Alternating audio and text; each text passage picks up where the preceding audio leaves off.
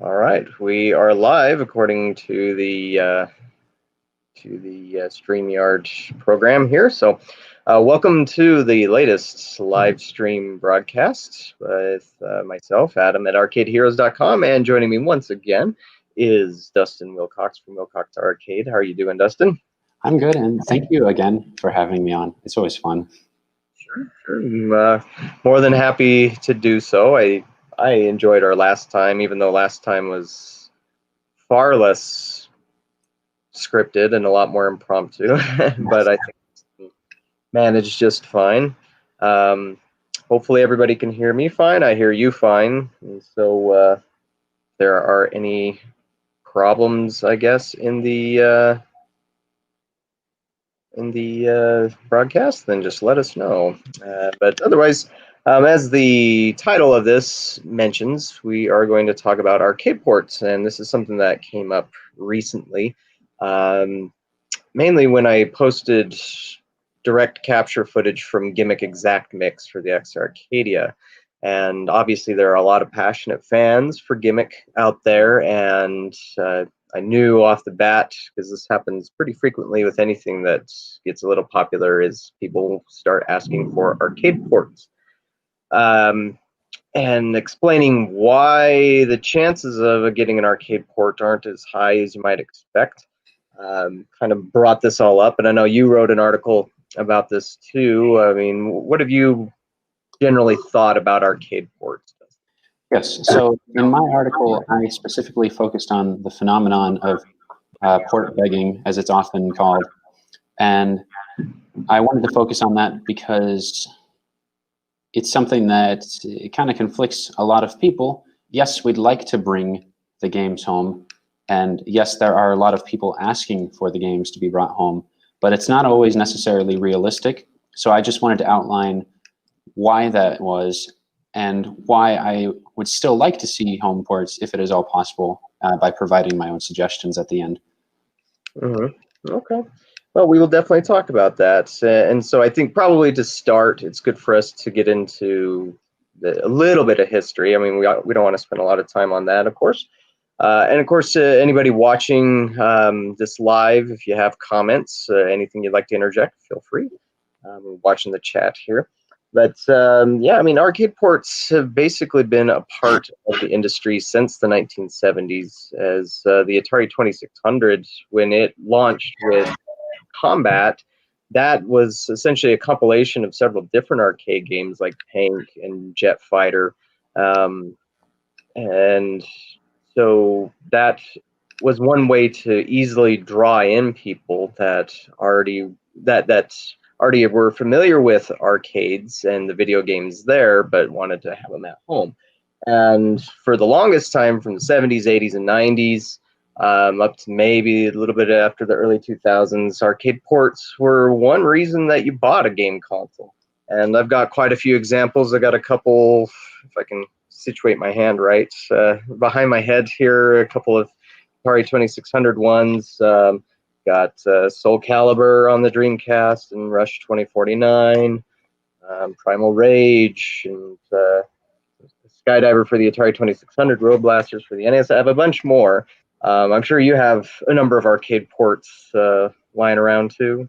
Probably. Oh yeah, they're in my dorm room right now. I'm in the study lounge, but my favorites to play regularly are Time Crisis 3, Crazy Taxi, the Cruisin' games, and an assortment of fighting games. Those all make for good at-home fun. Right, yeah, and that's what people have always wanted out of arcade ports, is to try and bring some of that arcade experience home. Now, of course, on a lot of these old ones like Skydiver or Asteroids or Space Invaders, it wasn't always perfect. And there actually is a book out there that anybody can pick up if they want, called Arcade Perfect, which does get into the history of a lot of arcade ports and what it really took to try and emulate the same look and feel and gameplay of those games on consoles that were inferior to the arcade hardware. Of course, over the years, the parity became pretty much spot on, and so became pretty easy to do a straight one-to-one arcade port. Sorry, you had something there? Oh, no, I was just going to say, Arcade Perfect is a wonderful resource. I got to read the early review copy, and I still intend to purchase a proper copy. But, you know, even with some of those ports that are not fondly regarded, either in reviews at the time or in retrospect now, you can tell that someone was trying really hard to make it happen. Like even with the Pac-Man port, it wasn't malicious that it happened to not capture the spirit of the arcade version. It was just a reality of the hardware. Right. And yeah, there's to me, there's a lot of very fascinating stories about how programmers back in the early 80s or late 70s had to try and recreate those things, especially on something like the Atari 2600, which was really made for nothing more than Pong style games. The recreate the designers, especially on something around it. They didn't create it to make asteroids, which didn't even exist at the point of when the Atari 2600 came out, or same thing with Pac-Man. And so, yeah, there was a lot of fascinating stories from that time. And of course, you had a lot of successes. I mean, Space Invaders, if it wasn't for the arcade port and licensing of Space Invaders that Atari did, then maybe nobody would remember the Atari 2600 at this point. I mean, that became the killer app. But things have changed. I mean, it's been almost 40 years, over 40 years since the Atari 2600 came out, and consoles don't need arcade ports anymore. They do all have a lot of arcade ports on them, like there's the Arcade Archives, which I believe are on both PS4 and Switch. I'm not sure about Xbox One since I don't own one. There's also ports through Sega Ages. I've got the Virtua Racing one on Switch, and it was a fantastic, very well done port. And so, yeah, why do you think it is that arcade ports aren't as necessary for the success of a console in 2021? That is a good question. And I suppose the dearth of modern arcade ports on the market can sort of speak to that phenomenon. The most recent and prominent example I can think of is Tekken 7 on Xbox One and PlayStation 4. And while it's not a port, it's more of a translation. Killer Queen Black also sort of carries on that spirit. So, you know, before then, there were just, I think in more recent years, there have been just a handful of ports, such as The Fast and the Furious coming to the Wii is Cruisin', Target Terror, Jumbo Safari. And to actually answer the question, why that is, I think a lot of arcade games released these days aren't necessarily as high profile as they once were. A big part of porting the games, oh, that's okay. A big part of porting the games is that you wanted this killer app in your home. A great example is Mortal Kombat. The arcade release was huge, but so is Mortal Monday. I look at comic books from the 90s, and every other ad is Mortal Monday. Of course, I didn't live it, but it sounds huge. Right. Yeah, I remember that. And although particularly I remember when the movie came out and the hype surrounding that, it was unreal. Just how excited people were about this game. But also the thing that was really, I guess, that really pushed Mortal Kombat was the violence. And granted, this was about the time of Doom as well. And so it was the first time that video games were really starting to show blood and a level of violence that nobody had ever really seen. Well, of course you had with stuff like Chiller, but that just didn't do very well. And so it became cool and mainstream, a little bit rebellious, I guess. And so, yeah, that was big stuff, as was pretty much every arcade port. I would say up to the Dreamcast is when arcade ports really mattered. And of course, the Dreamcast was almost the same hardware as the Naomi, and so it made porting relatively easy compared to what you had to do on a lot of systems back then. But it was after the Dreamcast where you look at it and there just wasn't a lot of arcade ports. And, you know, I don't think that that these days that an arcade port can do what it did back then. It's that's just one of the realities of it. You're not going to have an arcade port of like Cruise and Blast is not going to outsell Gran Turismo or Forza. You know, just the chances of that are pretty low, and that's just kind of the reality of it. Granted, I mean, well, maybe we need to get into the next part as to why that is, and maybe help some understand the arcade business side of things. Unless you have anything else to add on history or any other thoughts. Well, I suppose just to contextualize the modern landscape before we dive into the next subject, I personally think arcade ports only have a really strong chance of success these days when they're attached to some sort of iconic franchise or legacy IP. A good example would be Tekken 7. I know that's the only one I'm citing, but it's the most prominent example in today's market. Otherwise, gaming tastes have changed on the home side, but we're going to discuss that pretty soon. And so I think first what's helpful for us to do is to kind of, for any of you out there that haven't run an arcade, or maybe there is no arcade near you, of course, that's the biggest is to right now kind of why you might not see so many ports these days is that, well, there's no arcade near me. You know, accessibility to arcades means I will never get to play Gimmick or some other game out there. And so for those who don't know, I myself, I operate an arcade business, have been doing so since 2008. Dustin as well has done what's called a route, and that's where if you go to a movie theater or a restaurant and you just see some arcade machines in a room to the side, then those are often called routes. And then that actually makes up a vast majority of the arcades that are out there. And those are not generally classified as arcades. They're classified as restaurants. They're classified as movie theaters or gas stations or whatever else. But the last statistics I saw, unfortunately, they're a bit old at this point, from 2015, was reporting over 160,000 locations were routes, just like Dustin's. And I've even had people contact me before and saying, "Oh, I love what you do on the blog and everything, and I run a route." And I say, "Well, hey, do you want me to highlight your route and let people know about it?" And they say no.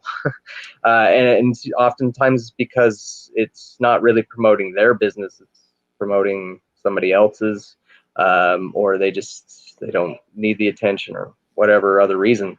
But I mean, this gets to the false notion that arcades are dead, and that's something that I know we've talked about, and I've talked about on the blog. I don't know how many times, or argued with people on the internet about it a lot of times. And just because you don't have an arcade within walking distance to your house doesn't mean that that's the same situation everywhere, or that it's impossible to reach them. I mean, I don't live in the most populated place on the planet. It's often been called the middle of nowhere.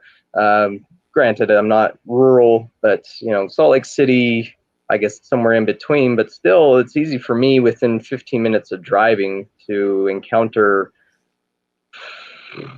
6, 7 arcades, and that includes Dave and Buster's and Round One USA, my own arcades, a chain called Nickelcade, and there's several others.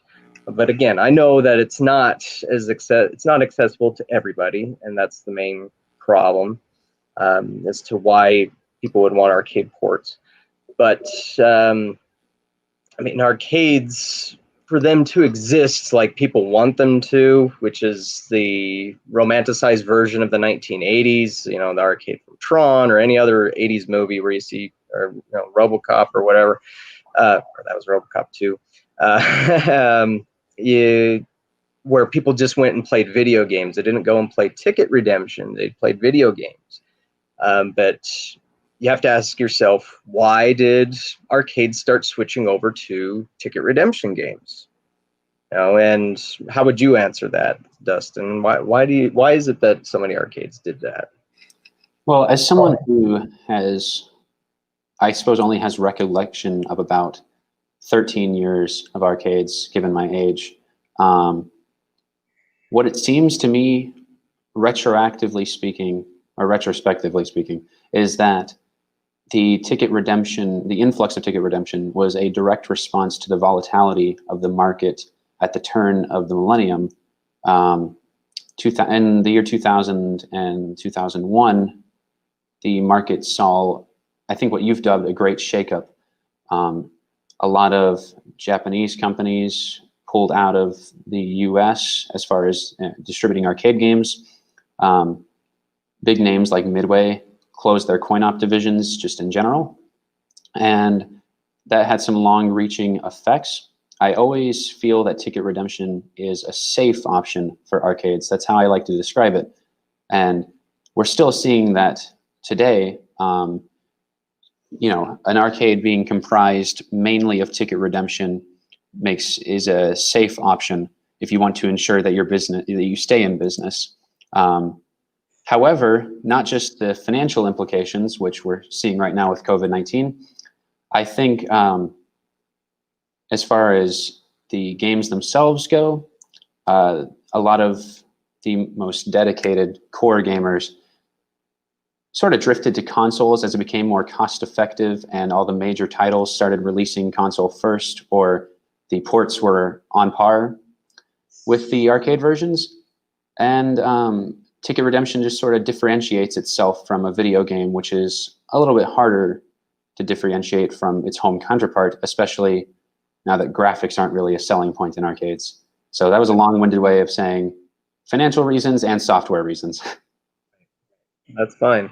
That's fine. And that's the thing. So kind of like how we talked about at the beginning, I mean, game consoles used to really bill themselves as an arcade at home experience. In fact, this system right here, it's generally very maligned, the Atari 5200. But it was codenamed PAM, which meant Personal Arcade Machine. Now, it's kind of funny that they didn't include like an arcade joystick for it, and they had some bizarre analog stick for it. But I mean, from the Atari 5200 and the ColecoVision and Television, the Sega Genesis made a huge deal about how close it was to arcade perfect. And yeah, as consoles caught up and being able to reproduce a lot of the stuff that you saw at the arcade, for some people that was good enough. And what would they stop doing? They would stop going to the arcade. And as the industry figured out, generally by the end of the 90s, beginning of the 2000s, is that, yeah, we're actually seeing a lot people put a lot more money into these dumb little ticket redemption games. I mean, yeah, they only last 5 seconds or 1 second sometimes on quick coin games.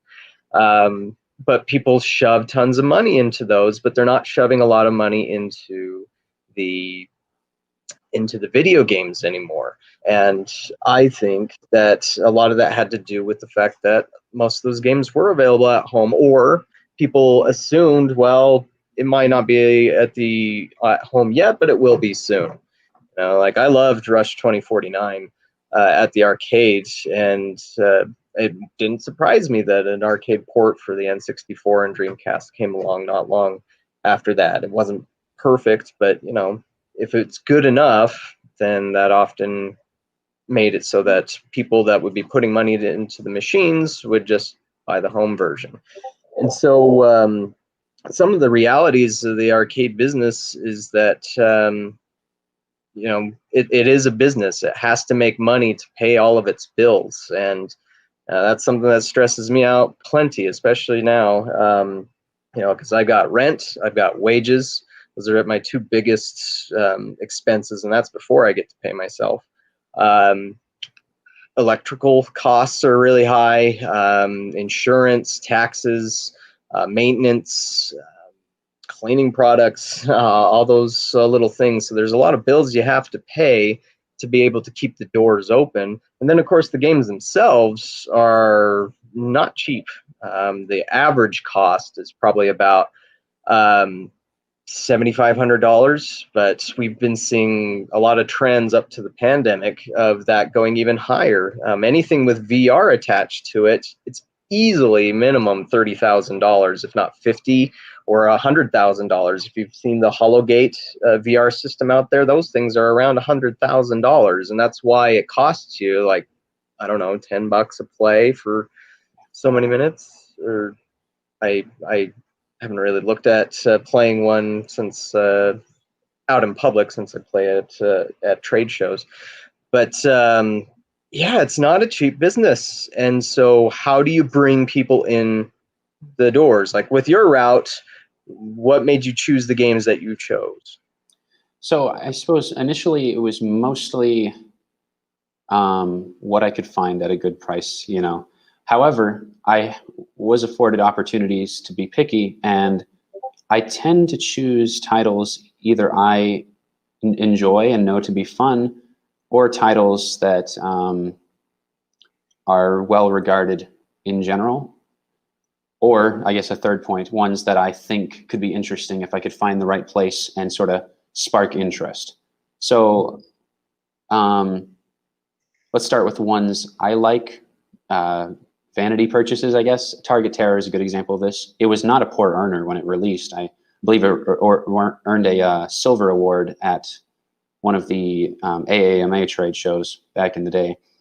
But, you know, it's not one that's quite as well remembered. Then as for the second point, the big name games, I found the Fast and the Furious, which that has a home port. We should discuss that at some point. And the House of the Dead, that's another big name. It's got a home port itself. And then for the third point, things that I found interesting that I could maybe launch under the right conditions. Those purchases were Sky Cursor, which I bought from you, and Skins Game. You know, neither of those are historically known to be spectacular earners by any means. But I think, you know, I was just thinking, man, what if I find the right scenario in which these two titles could really thrive? So yeah, to answer your question, taste and funds and earnings potential. Yeah, those are things that we all have to look at. Now, there are some operators I know where the only thing they will look at are earnings. How much money does it make? And obviously that is an important factor, because it, you know, if you're going to spend $8,000 or $12,000 on a game, you want to know that it's going to make your money back in a reasonable amount of time. In the industry, most say a year. Your return on investment is considered to be good. If you're getting into something that's like $30,000, like the Halo Fireteam Raven 4 player, or the new King Kong, which I think is 32, 35,000, somewhere around there, they'll give it a little more leeway as to maybe taking 2 years. But anything that can pay itself off before that is what gets a lot of attention. Now, of course, you and myself, I think I could say we're gamers, and so that's where we also look at, do I enjoy this game? Is this fun? And whatnot. But for a lot in the industry, it is just about the earnings. And I've seen some people at trade shows where it just blows my mind. They're executives of a company, but they don't know how to play anything. They would just button mash and throw their hands up, and I don't get it, but everybody else seems to like it, so I'll buy some. You know, it's kind of weird like that. But yeah, that's a big thing that drives what gets made in this business, because, you know, manufacturers, there still are arcade games being made, and that's a point I try and get across to people all the time, because you don't read about a lot of these releases on IGN or Kotaku or Polygon or whatever else is a big gaming site out there right now. And they just don't cover most things unless it's Mario Kart Arcade or Guitar Hero or something else. Or dunking on Tomb Raider Arcade. Kotaku did that. Right, yeah, or that one. You know, if it has a big console name to it, then they'll cover it, but they won't cover everything else. And it's always been kind of weird to me because it's like there's not that much that gets released every year. It's usually been around 20 to 25 games. That's not hard to find out about, you know. And whereas on the console side, there's thousands and thousands of games out there, and tons of stuff that never gets any coverage whatsoever. But the the thing that I've found in operating an arcade in almost 13 years now is that if a game does not have a home port, it does better, and it tends to earn really well. And one example, my best earning game the past 3 years, I think, has been Cruisin' Blasts. And the game came out at the very end of 2016, I think, or was it 2017? I can't remember exactly. But that's a game that a lot of people have asked for a home port on, and chances of it happening are well, we'll get into that. But that Jurassic Park arcade, which also is exclusive, my Maximum Tune 5, which is exclusive, Walking Dead. Also, I recently got House of the Dead Scarlet Dawn and Luigi's Mansion arcade and Nirin. All these games don't have any home ports, and they're all my best earners. Now, I do have some that have been ported, like Blazing Angels was actually from a console to arcade port, which has become more common in recent years. And that one does fine. It's never been like #1 earner, but it's been pretty consistent. But that also does have a hook to it that you don't get on your console because you're sitting in that seat and it feels like you're almost in a plane, which is kind of cool. But yeah, there's a story that I've told you, I've told other people before, that where I learned the hard way why sometimes ports hurt my business, and that was with Super Street Fighter 4. And to make a long story short, I paid $10,000 for the kit. I had to do payments on that one.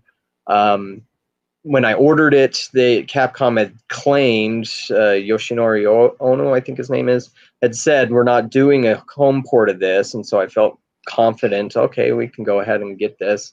Then the big Japanese earthquake happened that March, and between the time when I ordered it and the time that it arrived, it took about 4.5 months, or 3.5 months, sorry. And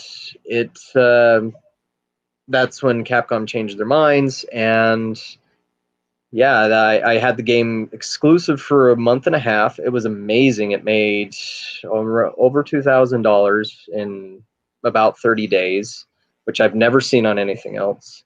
But as soon, like the day that the console version came out, all those guys that would show up every day, I mean, I would have 40 to 50 guys skipping work or using their sick days just so they could come in early and play. I mean, it was amazing. Again, I've never seen anything else like it since. Most of those guys never came back. And some of them even claimed they would. They said, oh, it's so awesome that you're supporting the community. We will definitely help you pay this off. I mean, they said things just like that. And as soon as they could play it at home, they didn't come back. Now, granted, I think this is a lot worse with joystick games because there isn't a lot of difference between a joystick game at the arcade and at home, except for maybe input lag. And that's one thing I know XR Arcadia has been working on, is having the lowest input lag possible, which can be a problem on your game consoles with certain games like that.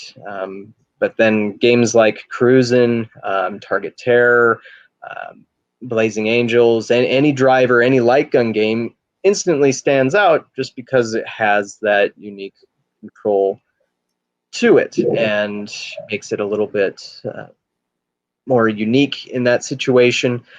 But I also think it tends to hit on how these games are designed in the first place. Now, is there a difference between how a game developer goes about making a console game and making an arcade game, and what is it?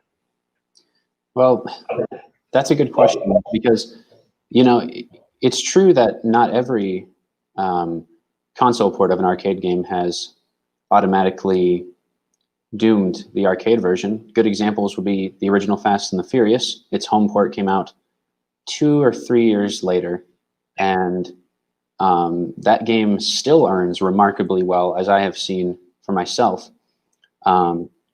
Target Terror was in the same position. Its port came out much later, and probably one of the key differences is that neither of those ports were very financially successful. The home versions didn't perform well, but the arcade versions continue to do so.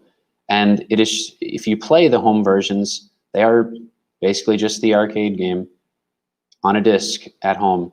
And yes, it does appear that they're designed differently from modern home games. Now, there was a time where the differences between console game design and arcade games design wasn't quite as pronounced, in my opinion.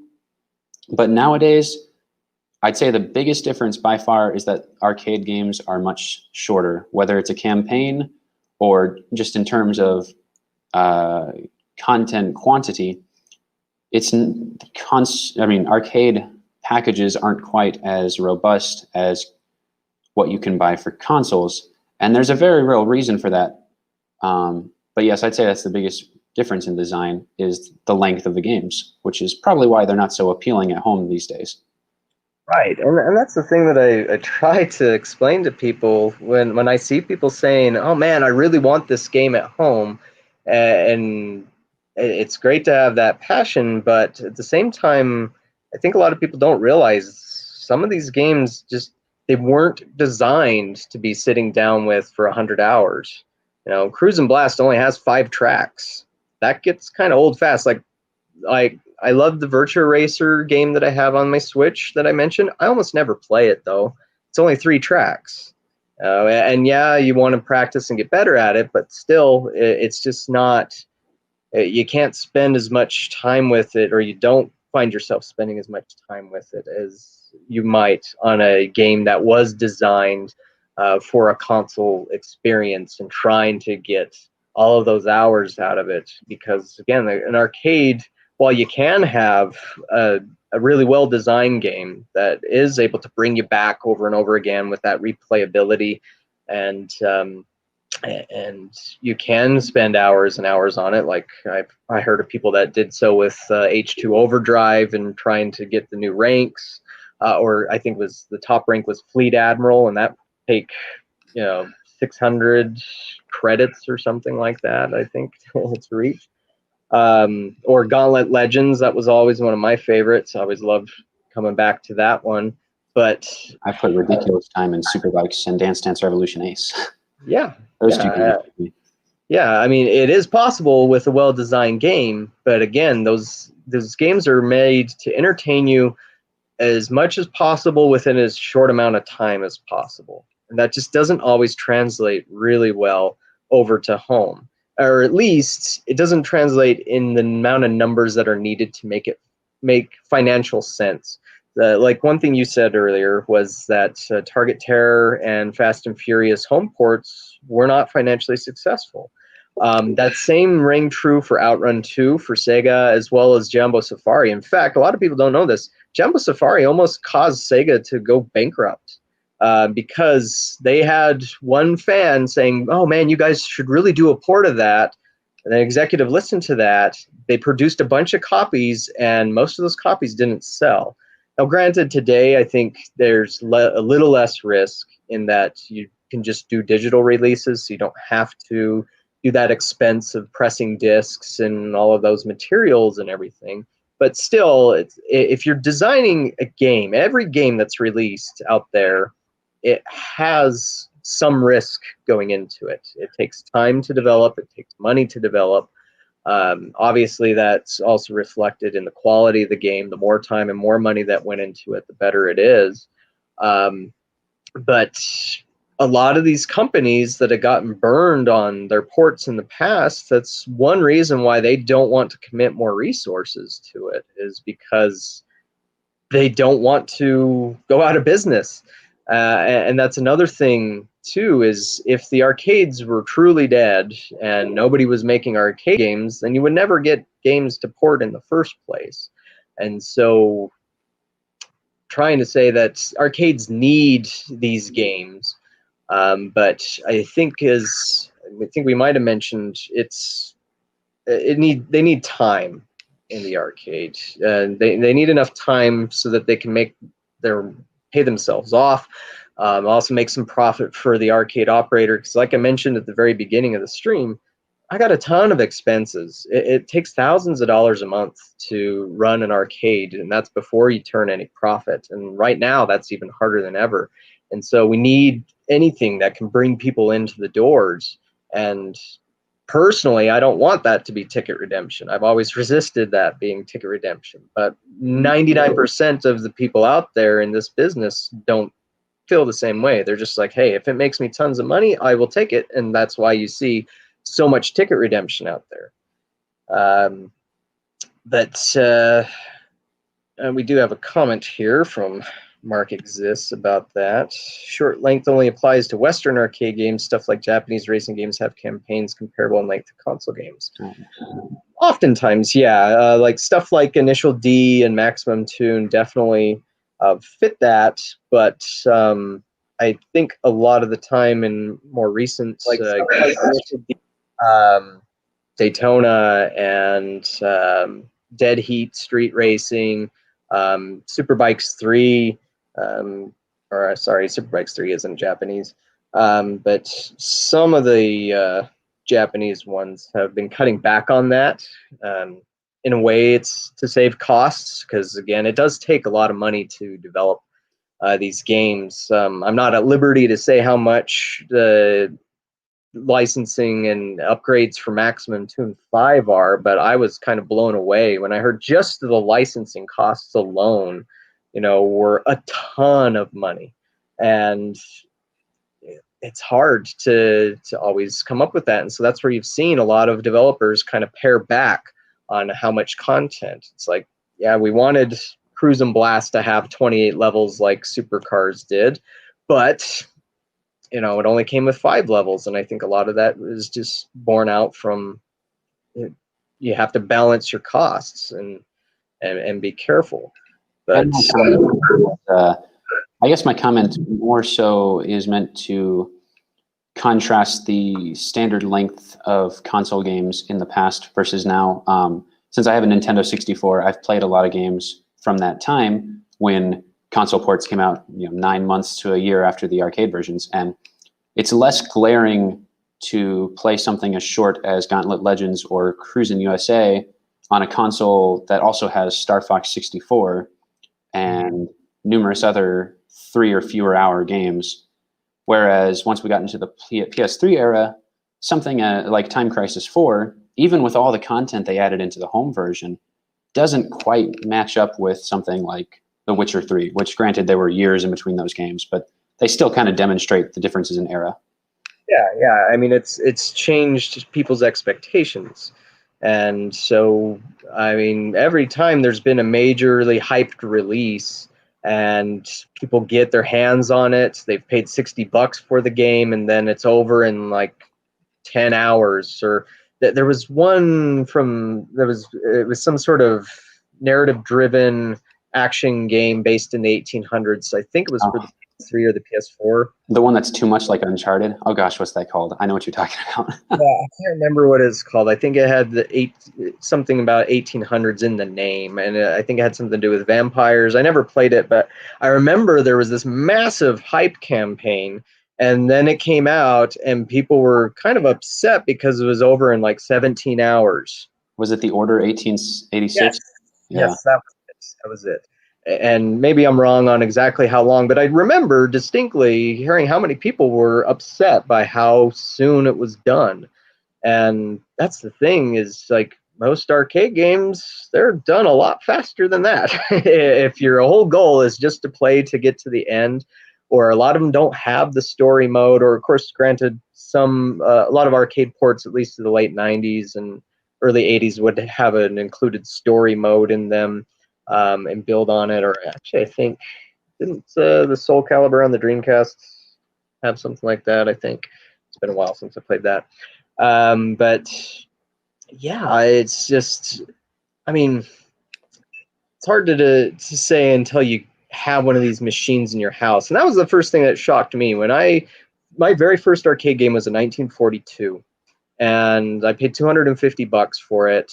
Brought it into my house. I thought I was going to play that thing all the time, and I found that I didn't really spend a lot of time on it. And I also found that I played it differently because it's a different feel, and this is hard to explain how how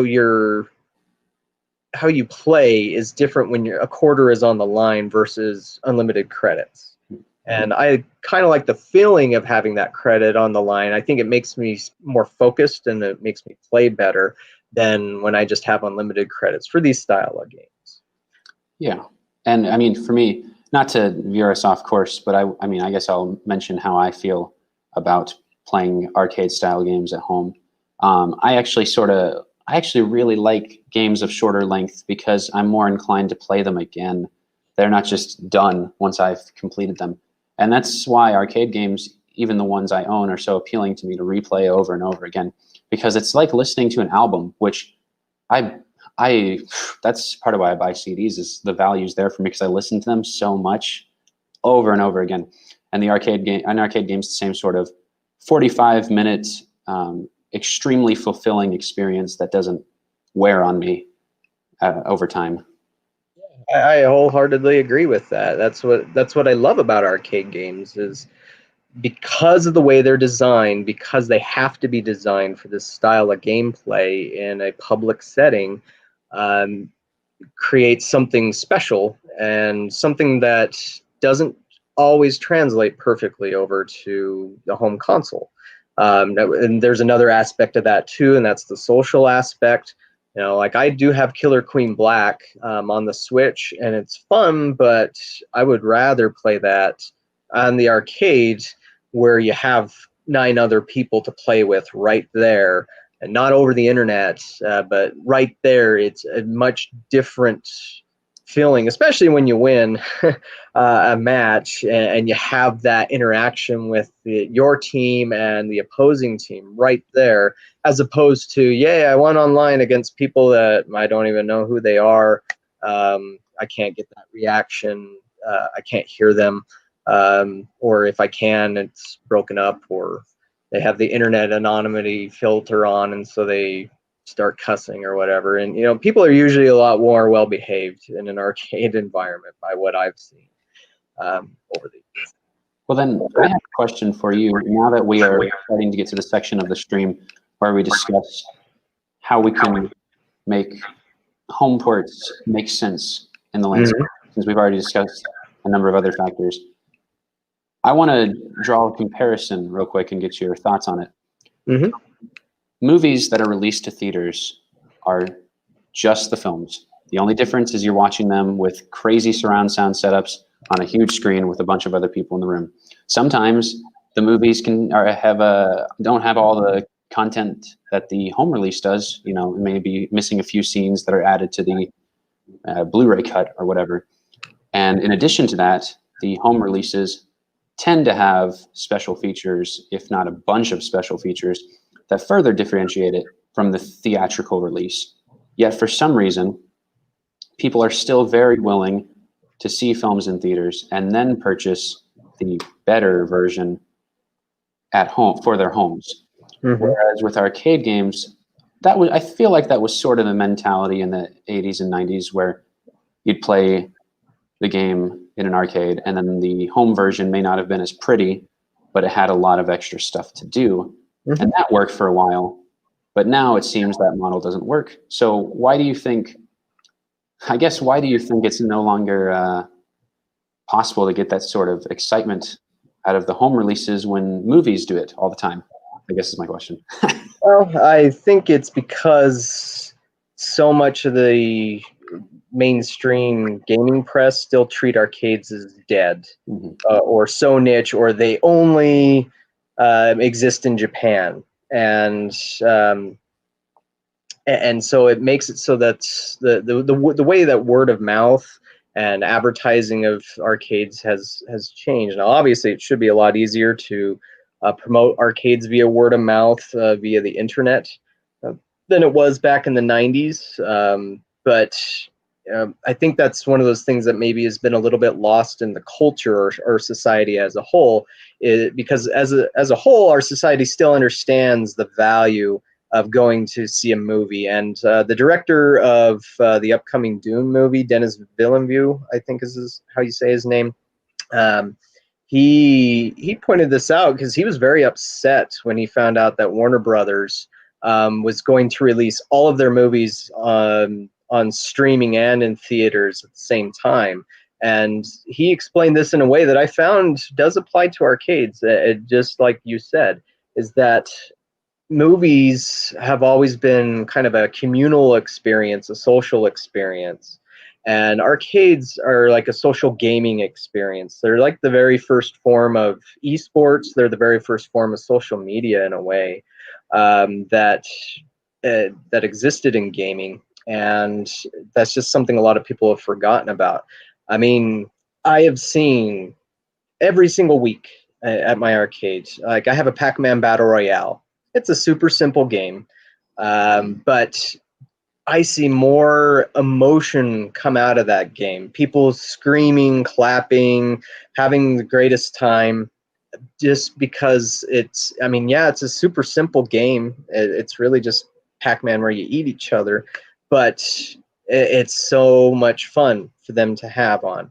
Or you watch people playing DDR. Like, I know you're an avid DDR player too. I mean, have you ever watched somebody else Oh my God. play and just enjoyed that? Oh yeah, and then sometimes, because I play in Murray, Kentucky, where there are no other DDR players, kids will walk into the game room and see what I'm doing, my very very average gameplay, and they'll be like, "What's going on?" It's exciting to them. Yeah, absolutely. It's just, there's a different energy about it. I guess that's the best way I can really explain it, and it really is one of those things you have to experience. But and I think that's why Nintendo, in particular, tries to focus so much on couch co-op, as they call it, and having that experience more in your living room as opposed to playing with some anonymous person on the internet. And while it can be fun to play on the internet, I've had some great online matches. I mean, if I'm having a great arcade game and let's say I'm playing something and I notice while I'm in the zone, people are watching me. There's something that you don't get that even playing online, even if people are watching you when you're streaming. I guess streaming is the closest thing to that. But I've done it with Darius Burst or Star Wars Trilogy Arcade or Crisis Zone, where I was just in the zone and I was blown away watching people, noticing that people were watching me and they were surprised or they were enjoying how much I was playing. Or watching somebody else do that, watching somebody else who's good at a game. There's a guy on the internet, often known as the Ghost Squad guy, where he acts out all the parts of the soldiers in the game. And, those get tons of views, but you also notice if you watch the videos, there's usually a huge crowd standing there watching him act everything out. And again, that's not something you would really get. It's just not the same at home as you do at arcades. And that's one reason why I think arcades deserve to be preserved and why exclusives are also helpful and important.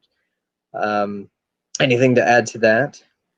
Well, I'm actually very pleased with your explanation, because now it's much clearer to me why movies are still able to maintain the public to home release model so rigidly. And it's because people haven't lost touch with the social experience of films. Yeah, Right. all you're doing is watching the movie on a big screen with nice sound, but you usually go with a big group of people. And even if you don't, depending on the quality of film, it's not uncommon for there to be, very vocal reactions from the audience. Yeah. One of the it was kind of weird to me when this happened. I remember being at the theater and watching the third Lord of the Rings movie.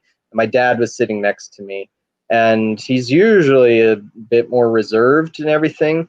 But on the scene, spoilers if you've never seen Lord of the Rings, Return of the King.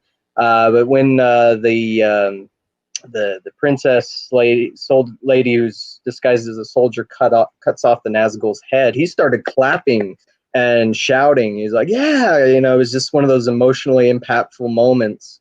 And that caught me off guard because I was like, Dad, what? But still, it's like yeah, every time there was an opening night, like I got to see episode 1 when that was opening night. Yeah, it was episode 1. Was a disappointment, but still, you know, there was just this energy in the room that you get that it does not exist at home. And I think that's one of those things that director Denis Villeneuve was also trying to get across, was that he specifically made movie like Dune for the big screen, for the communal viewing experience, just like Eugene Jarvis makes his games for the communal playing experience at the arcade. And Chaff in the chat here was bringing up LAN modes and how LAN is important in arcades. It definitely is. I mean, and that take us into another tangent where arcades have often been the place where you get introduced to new technology. You know, the first time most people encountered a game with a CPU was at the arcade, or the first time they ever encountered a networked computer was at the arcade. Granted, we don't have as many tech advancements happening there as we used to, but still, I mean, one of the surprising thing, well, I guess it's not super surprising, but I recently opened a new arcade, a second arcade, and part of what I wanted to do was have a 4-player networked game, and I came across a great opportunity to get 4 motorcycle racing games by Namco called Nirin, and that has been one of my most popular games, and it's almost always getting played by 4 people at a time, and that is just that has everything you want in it with the arcade experience. It's got that communal play, that social play, but it also has something visceral that you don't get at home. Like if Nirin was at home on a gamepad, it would not be the same thing as sitting on an actual motorcycle bike that you can swivel back and forth, that feels realistic, the handlebars feel realistic. And so you would lose something out of that. And for some arcade manufacturers, Eugene Jarvis has said this before, he thinks that's too much of a loss to take into a home port, and that's one reason why they just don't really give it much consideration, is because they want you to go out to the arcade. They want you to have that experience and not lose it as you would at home. And that makes me wonder when home ports make sense, because I do think even if you lose something, home ports are a positive thing when done right, when they don't hurt the arcade earnings. They can act as another means of preserving the game's software, at least, even if it's not the full cabinet experience. Yeah. And for me, they're a great way to continue having fun when I don't have the opportunity to go to the arcade, because I like to do both. I personally think part of it is that we don't necessarily have the killer software needed for home ports these days. I think a lot of indie games are good contenders for home ports, like Killer Queen. However, a lot of the AAA arcade stuff I don't think would hold up, and that's not me digging at the developer's work. It's the truth. We talked about Cruise and Blast. That's not something that's really meant for home play. But you know, we've also seen that older games, which were initially hurt by home ports, come back in a big way with the aid of time. So, oh gosh, well, I guess a good example of this would probably be NFL Blitz, or any '90s game like that.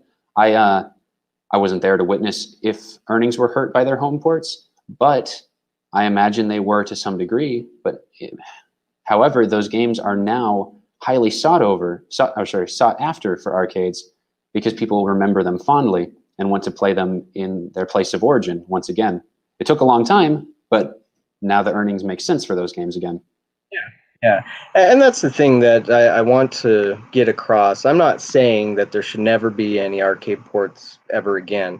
As I know some of you have joined a little late, but I showed earlier, I have a bunch of arcade ports sitting right here for a bunch of different systems. What has to happen if you want to see this industry survive and thrive, we need exclusive content. Otherwise, we're just going to be nothing but redemption centers. And if you don't want to see that, then we need to have something exclusive, something unique that brings people in, a reason to go to the arcade. Because I know so many people have already said, well, I have it at home. Why do I need to go to the arcade? And so that the only way to avoid that is having the exclusive content. But there will be a point at every game's lifespan where it's no longer, it's already paid itself off, it's already made plenty of money for the arcade. Enough time has passed that it's, if it goes home, then it's not going to damage that small business like mine or yours or anybody else's. And then also, like you said, that there is the benefit of playing at home, getting good at home, and wanting to go and play it at the arcade, show off your skills that you've been able to practice at. And yeah, now I'm losing my train of thought here. But yeah, it's the ones that hurt the arcade industry the most are the ones that, like what happened with Soul Calibur 3, is that the arcade version came out, I think, within just a few weeks of the, the home version came out within a few weeks of the arcade version, and it just killed it. And that's why most arcade operators out there will not buy fighting games anymore, is because they got burned on stuff like Soul Calibur 3 or Tekken, and they just said, nope, I'm done with it. I'm not going to waste my money anymore because you guys screwed me over. And so as long as developers give enough time on something, then I think it's okay. But then again, there's always those, there's just certain games, there's, not everything has to come home necessarily either. Kind of like how we talked about, some games are just better in that big experience with the dedicated controls, as I'm seeing that they're talking in the chat, kind of classic arcade controls versus, joystick and buttons versus a unique dedicated controller. Yeah, I mean, and to me, if there is an arcade port home, then I would like it if there was some differences too. Just so if there's some exclusive content that only the arcade has, I personally like that because it helps people realize, okay, there's a reason to go and play this at the arcade. And that's one thing that X Arcadia is doing.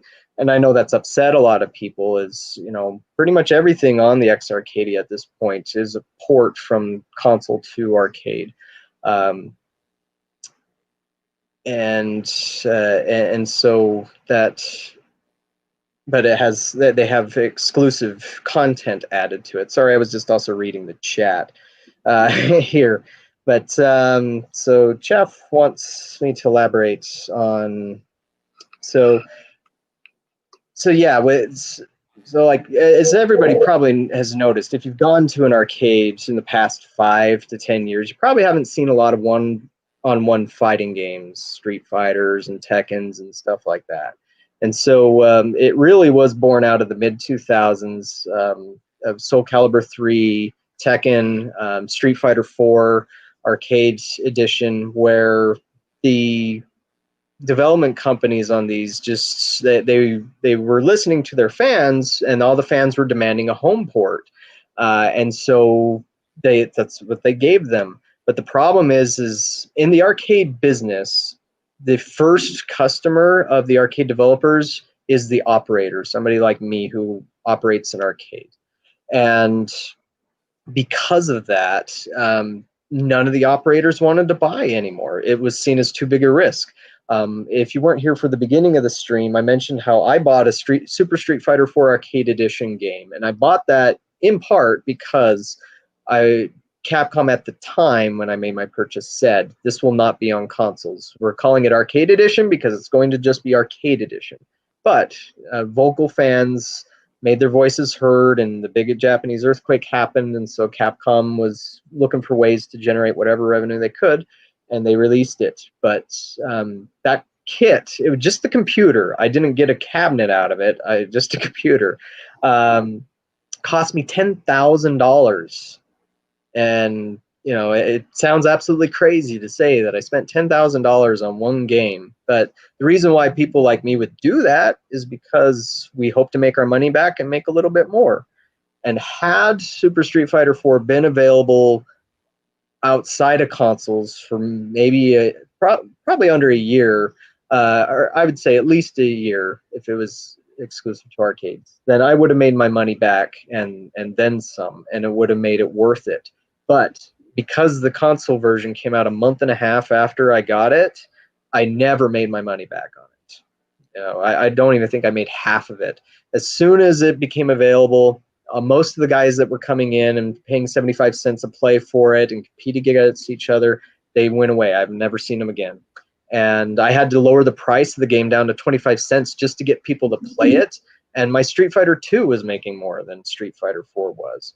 And so a lot of other operators went through that with other games, like I mentioned, Soul Calibur or Tekken.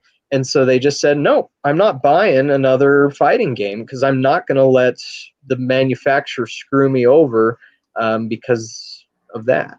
And so unfortunately, that's just kind of the harsh reality as to why we haven't seen fighting games. Now, it's true that they could be coming back. I can't say much, but with the X Arcadia this year, you're going to see more fighting games come for the platform, and they already have a few out there. And that was, you know, they have Kung Fu versus Karate Champ, Chaos Code. They're going to have Axel City 2. That's already been announced, but they have some other games that are going to. Sorry. Fight of God. Oh, yep, Fight of Gods Arcade Edition, and so. That's I'm looking forward to what they're going to announce there. They are going to have some stuff and some things that have some bigger names attached to it, and so they're really the only chance that I see of fighting games really coming back. Because, you know, what did everybody say when Injustice came along? It's not a real fighting game. That was not a real fighting game, and it isn't really because it's just buttons. You don't have joysticks. Now, granted, Dave and Buster's did come along with the Marvel Contest of Champions, I think it's called. Yeah, I've played it. The joysticks function, but they feel mostly extraneous because it's like you tap the joystick and you run to the other person in a split second, and it's like Right. you might not have it. But it's still, I mean, they were listening. Yeah. At least they adapted and went there with that. But again, you know, that's something that's only available for Dave and Buster's. I can't buy that. You can't buy the Marvel game. And, you know, with Injustice, I did think about it, but it's like the only reason to buy that game, it's not because it's a fighting game. It's just to collect the cards. That's the only reason anybody plays that one. And so, and yeah, and so that's the thing is, like we talked about earlier, arcade games have to be designed for an arcade, for arcade play, giving you as much fun as possible in the shortest amount of time. They usually want you to be able to pick the game up immediately and not have to learn how to play. You know, tutorials often do kill how well a game does, but also you know, they want you to have about 90 seconds to 2 minutes worth of play. Now, granted, there are a lot of games where as you practice at them, you can get better. You can 1cc them and you're good. But, you know, if the arcades completely died, then you wouldn't have these games being made at all. A lot of people criticize Street Fighter V. And why is that? It didn't start in arcades. It wasn't designed for the arcade mentality. It did still keep a lot of the same mechanics, but it changed some things because it was made for a console first. Same thing with Raiden 5. You know, it's Raiden at its core, but they threw on all this other stuff. Like there's all this talking, all this story, all this reading you have to do. And it's like, that's not what I usually do in an arcade. I just go and blow stuff up. And so, yeah, if you kill the golden goose, as it were, the arcades, then you're just not going to get games made like that because there would be no reason to make them for that style. And Well, then using fighting games as a guide, since that's clearly been one of the biggest issues over the years, is home ports of fighting games. I guess let's both outline what we think could help console ports and arcade originals coexist. For me, I think first of all you need a really solid base software for your arcade game, so that it's worth playing at home and in the arcade once the home version exists. I think a good example would be fighting games. They're accessible, but they're also there's also a pretty high skill ceiling, so it's a meaningful gameplay experience. And then second thing, besides having good software, I think there should be a pretty good gap in between the home and arcade versions. My preference would be 2 years, so that it's long enough for arcade operators to pay off the machine, but not too long that all the enthusiasm has been zapped out of the console release. And then I also think interconnectivity between the arcade and home versions would be really cool, because that's been done many times in the past. It was one of those, late 90s, early 2000s innovations that looked like it was heating up, only for it to disappear in the modern landscape, like online connectivity and many other features that Midway and other companies pioneered at the time. But, I think those 3 points could easily help arcade versions and console versions coexist. And I think Tekken 7, believe it or not, is a good example of this. Had it released in the West in 2015, when the Japanese arcade version came out, there would have been 2 solid years before the PS4 and Xbox One versions came out. And people could have had their fun in the arcade and had their fun at home. And I'm sure the arcade version would have swung back around at some point. But unfortunately, by the time they did the Dave & Buster's test, wasn't the home version out? I don't remember when that happened.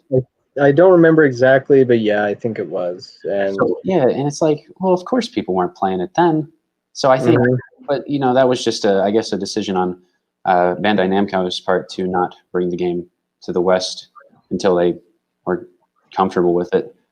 Yeah, I agree. Because, like I said, I'm not against arcade ports.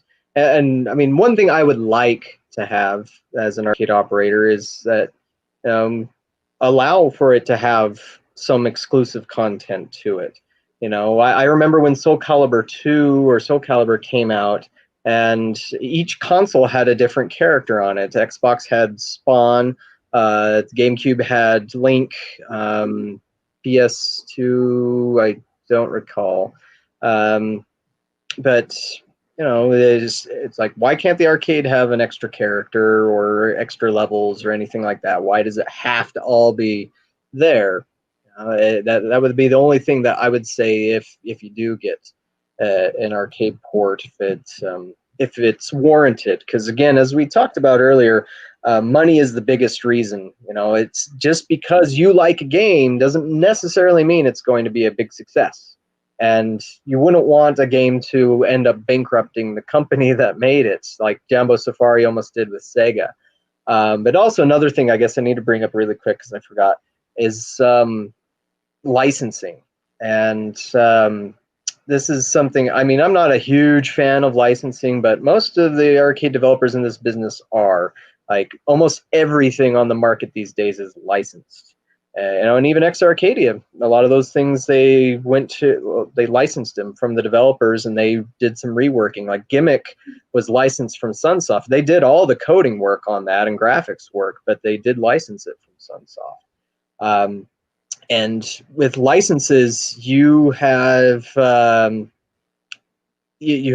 contracts that generally are not made public, and they will often specifically state that this is only allowed for an arcade release, or that if you're going to do a console release, you need to pay us this much more money. And with a console release, it could be millions of dollars more in funds that it would take for them to grant the license, as well as do all the development work and translation work if that's needed, if it's from Japan.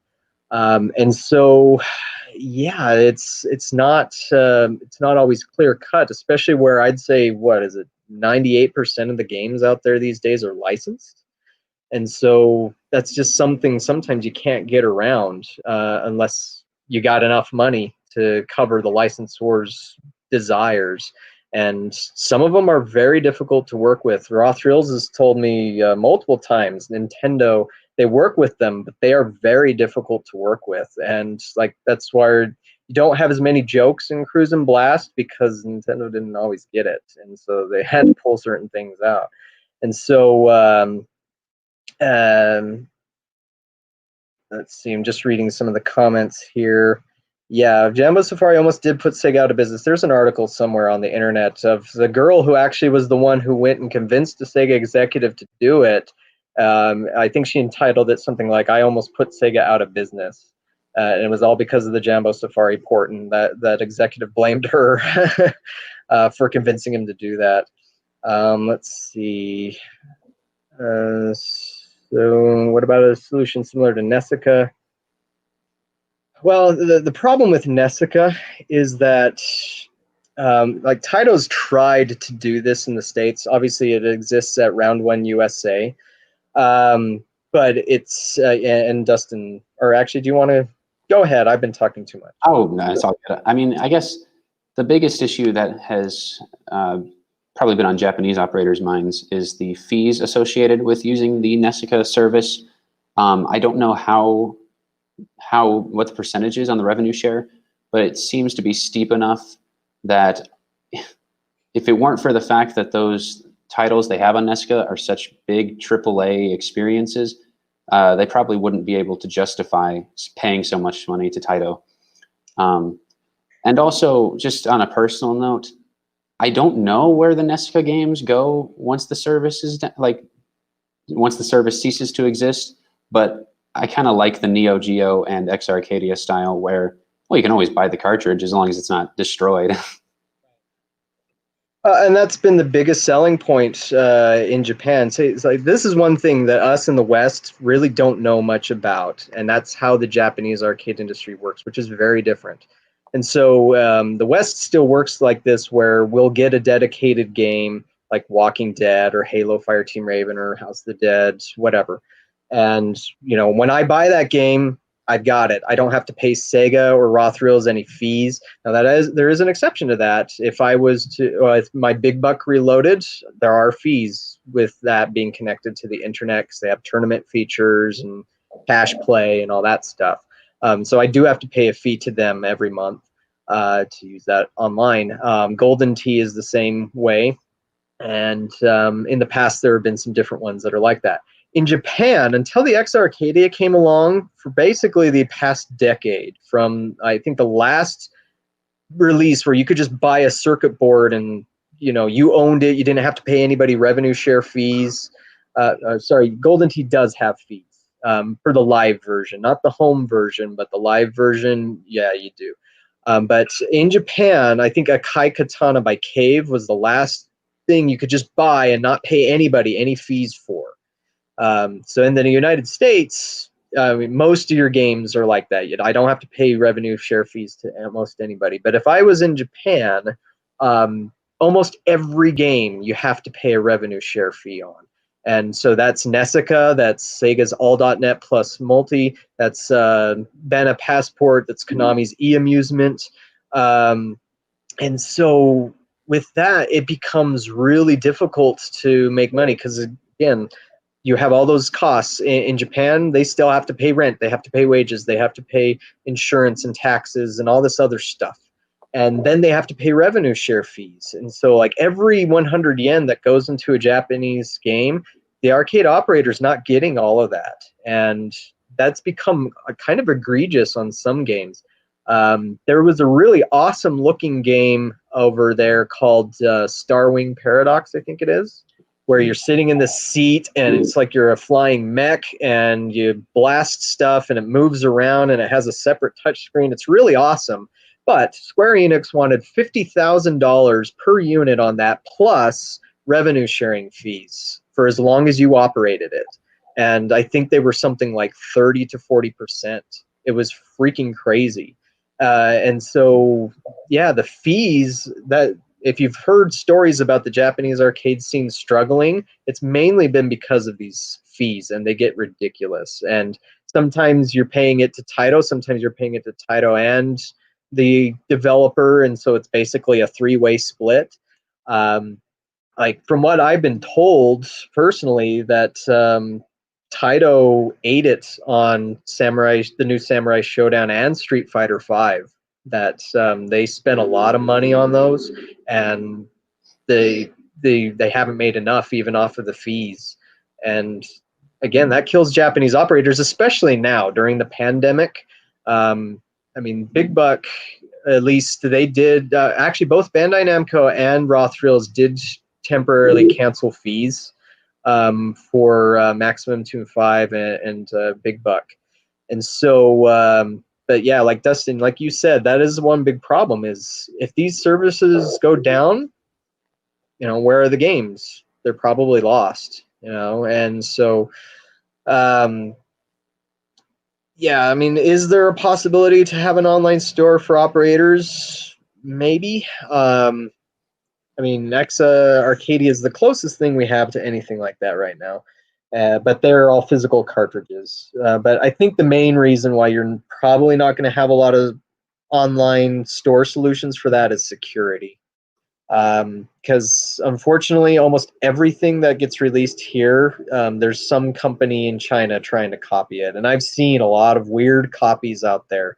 And they actually do hurt the arcade operators. Like I know you've seen stuff before movies, so, piracy is a crime and all that, or it hurts the people that worked on the film. It does, especially in a business this niche, this small, that every Raw Thrills game that gets pirated, and there are people over here that buy them sometimes, that screws them out of what they could have made. And so, I mean, I imagine one day we might have some sort of downloadable service where you can get games. Here in the States, a lot of operators have been very slow to connect to the internet. And that's the reason why we don't have a lot of games online, even though it shouldn't be difficult. Even in rural areas, there's a lot of internet access or using cell phone modems. And do you want to add something there? Well, yeah, I know we're kind of not discussing ports at this point, but yeah. I do really like this subject, so I will offer my 25 cents, if you will, on the subject, because it's one I feel very strongly about. I like online features in arcade games as a player. I know they're not permanent, so I'd like there to be some sort of fail-safe for most of the content to stay on the cabinet once the online services are over. But I don't want us to have to sacrifice those here in the West. By that same token, by that same token, I don't want it to hurt operators, because that's the main reason we're not getting these features in the West. The Japanese companies are enforcing really steep fees, and I personally think it's very possible to not charge much for the online features, to keep the price reasonable, even if it means the features themselves are a bit limited. I want to be able to carry my save data from one cabinet to another. Like, why am I not able to do that with most games in 2021? The only reason they stopped using pin pads is because they can't buy those anymore. That's what Raw Thrills told me. And so now we can't save at all. But I guess I just want it to be implemented in a way that doesn't hurt operators, so that players can have their fun. And the indie games manage it somehow. I don't know how they churn out free updates the way they do, but they don't charge. Yeah, that's true. Like I had Re-Rave, which had free online updates. I have Cosmotrons, which has free online updates, and these are indie guys. Step Maniac, of course, Konami. Sorry. Oh, sorry, I didn't mean to cut you off. I was just saying, Step Maniacs is showing Konami how to do it. Yeah, exactly. So it is definitely possible to use the internet to be able to do these things, or even cross-site play. Like Big Buck Reloaded does have cross-site play. You can play with people right now when you go to a machine. It's just, I guess part of the problem, I mean, it probably just comes down to money. But also there's, I guess, the one risk, and that's what a lot of operators are afraid about, is the risk for abuse. You could start off something free or really low price, but then the fees start going up almost like a cable bill. something like that over time, and then they just want more and more and more. I mean, to give you guys one example, this isn't really public knowledge, but some of you might have heard that there's a new, or you've probably heard of the Gundam pods out in Japan, right?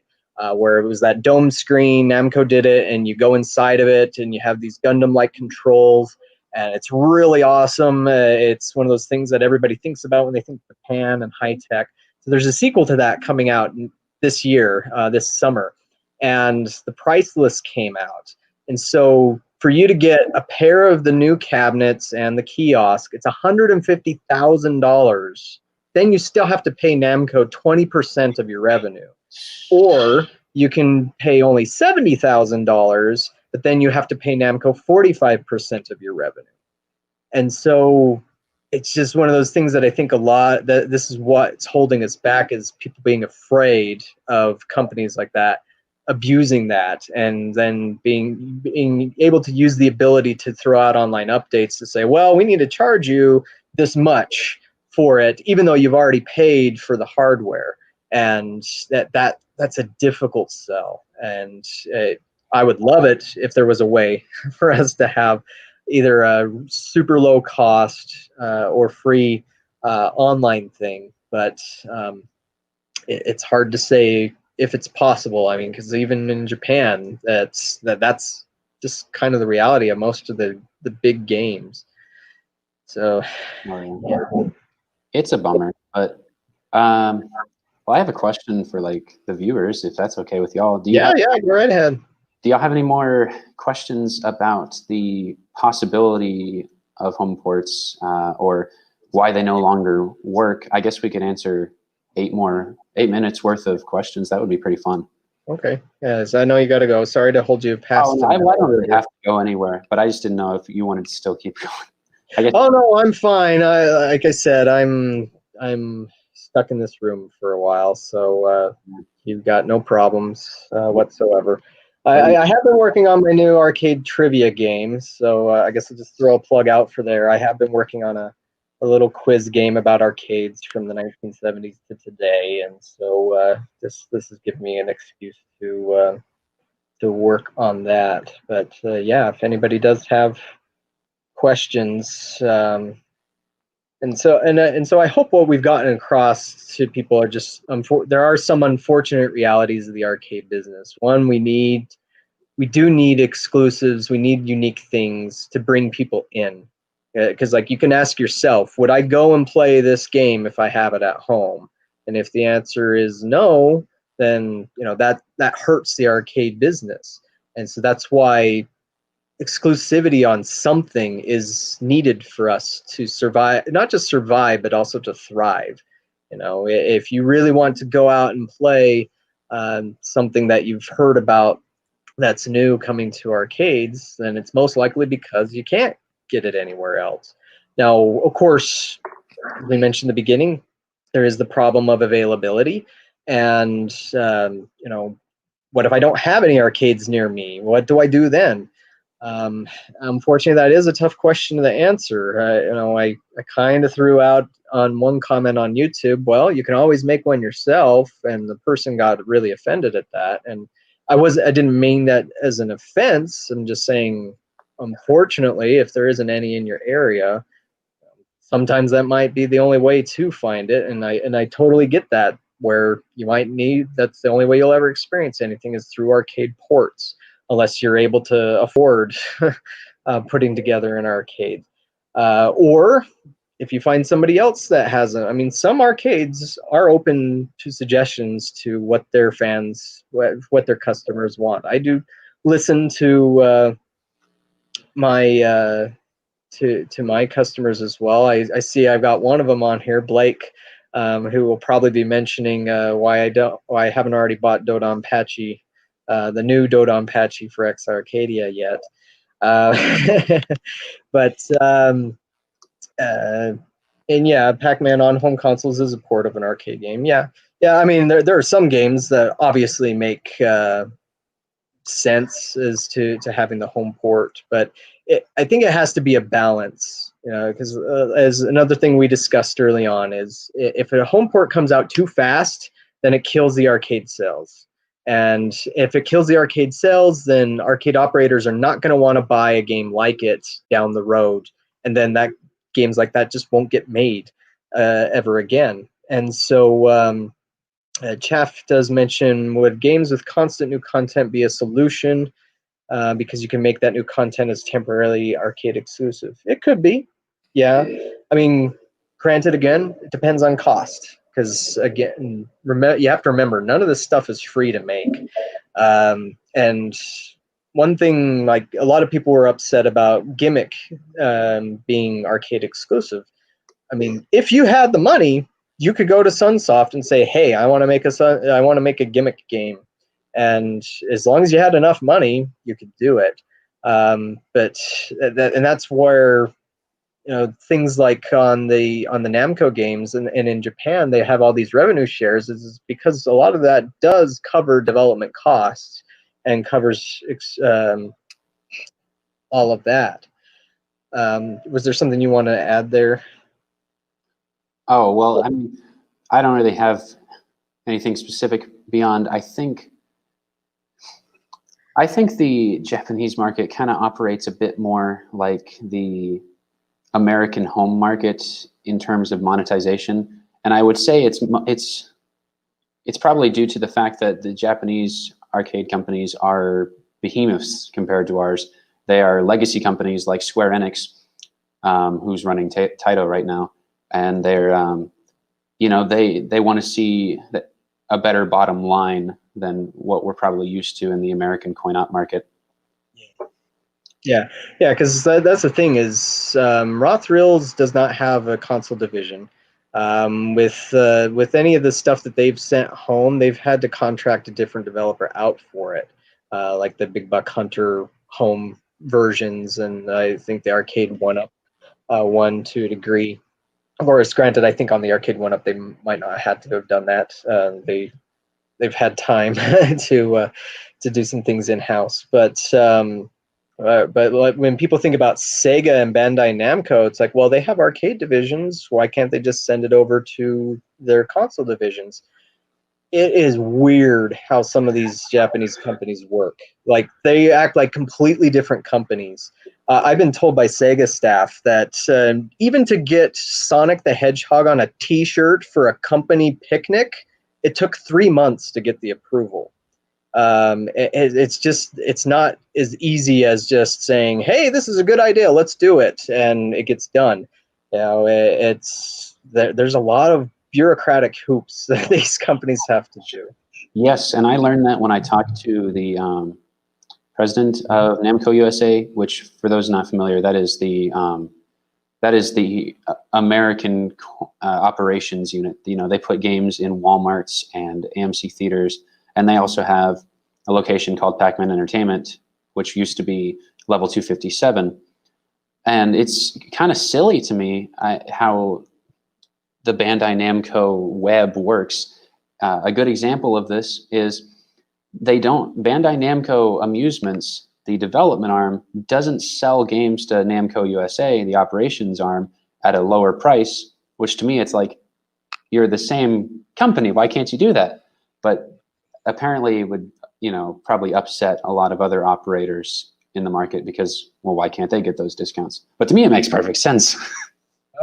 Yep. And I've even had the last trade show I went to, IAPA 2019. I had lunch with the guy who was the purchasing guy of Namco USA, of that division, and it blew my mind that it sounded like they were completely different companies. The only thing that they shared together was the name, and so that's where it's just weird how some of this stuff works out. Now, of course, some iJames Webb is mentioning Crossy Roads, which brings up Adrenaline Amusements, and of course they've been oft maligned for the Tomb Raider arcade game as well. But they've done a good job at finding ways to arcadeify some of those games, and there's always interesting ways to go about that, and finding a way to make an arcade version stand out. It was supposed to be released this month, but I found out it's been pushed back. The Elevator Invasion, which was kind of a weird remake of Taito's Elevator Action Death Parade, was going to come out this month, and that has elevator doors that open and close in front of the screen, which is just a cool little gimmick. And we'll see when Mission Impossible Arcade comes from Sega. I've played that, and I thought it was pretty cool.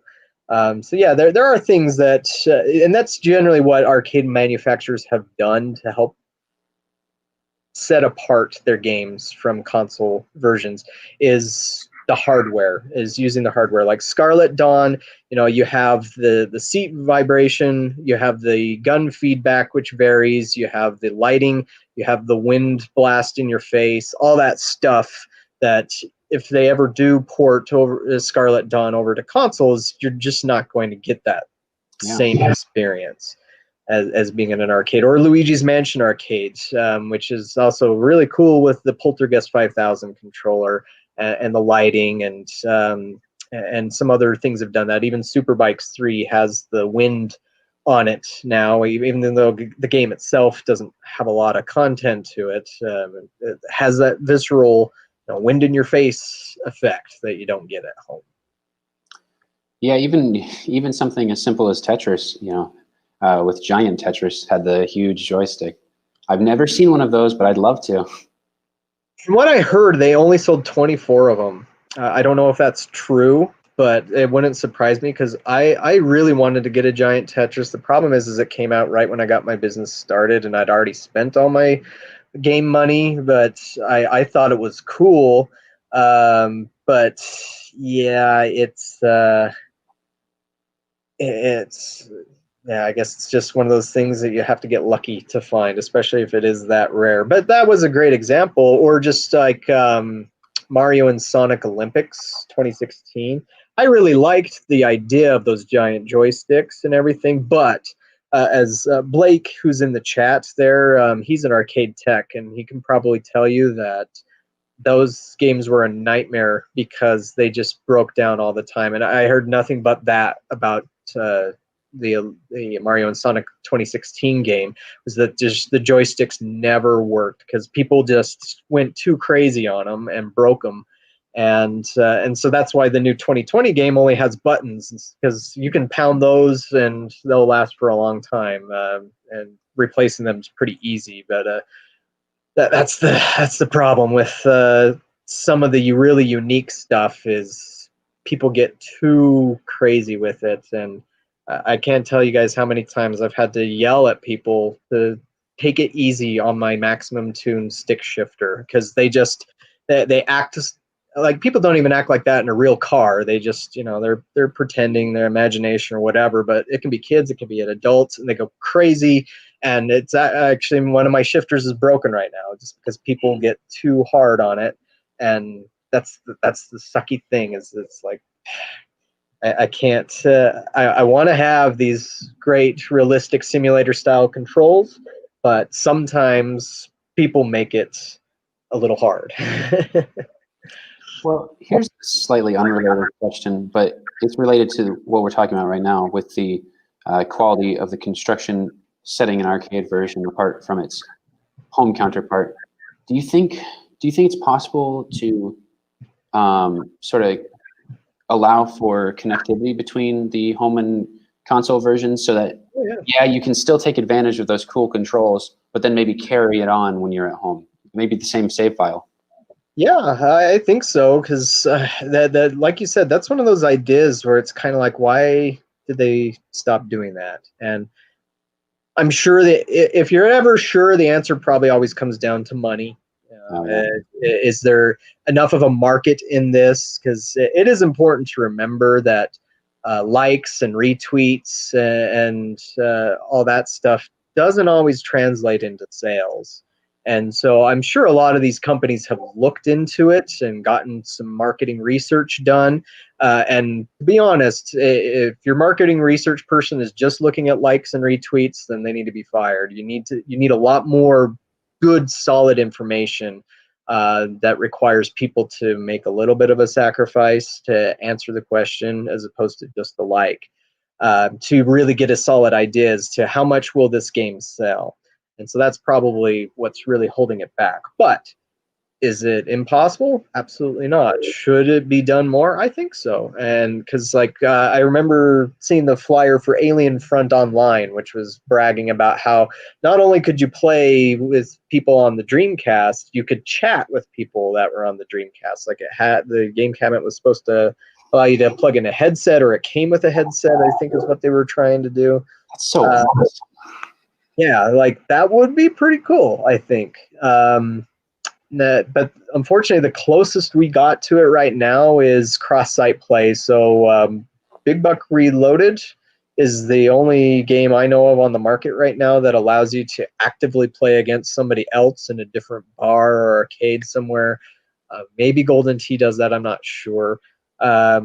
But NASCAR Team Racing allowed you to do that too. I doubt those servers are up anymore. But of course, those weren't cross-console, cross-platform play, just arcade to arcade. But if you're not getting a lot of arcade to arcade games doing this, then it makes it tough to do on the arcade to console side. But yeah, I mean, I think that would be great. Is if you gave a little bit of time so that enough operators could get the arcade version out there, get it out into the ether, so to speak. And then if you did come out with a home port and allowed for cross play, then maybe that could tackle the problem of arcade ports damaging arcade earnings. As it just comes down to experience it, but that seems to me that would be a great bridge for people that don't have an arcade near them. But also one thing that I would really like if they did that is to have an arcade finder built into it, have an app of some kind, so that when you get the console version, you could pull up and say, hey, maybe you could find a place near you that you didn't even know existed that had the game, and help people go out for things like that. Even the ability to take your save file home would be greatly appreciated. You know, that's probably not something most people think about all the time, but it's always been at the forefront of my thinking when I play these sorts of games, is because, you know, the Fast and the Furious Drift was one of the first arcade games I ever played, and the fact that I could save my progress on it was really neat. And in high school, I spent probably $40 over the entire school year, if not more, playing 86 games on super bikes. And the second they removed the machine from the Walmart, that was all for nothing. I mean, it was fun, so it wasn't totally a loss, but Right. I can't keep playing from where I was, that awesome profile I had. Yeah, and that does suck, and they shouldn't. Yeah, I mean, I wholeheartedly agree that there should be a way to do that, and there could be an easy way to incentivize you to, you get new skins, you get extra content or something if you go out and play on the arcade version. In fact, I'm pretty sure Halo Fireteam Raven does this Oh, to yeah. a degree. I kind of forget about that, but I know you can log into Fireteam Raven with your Xbox Live account with your gamer ID.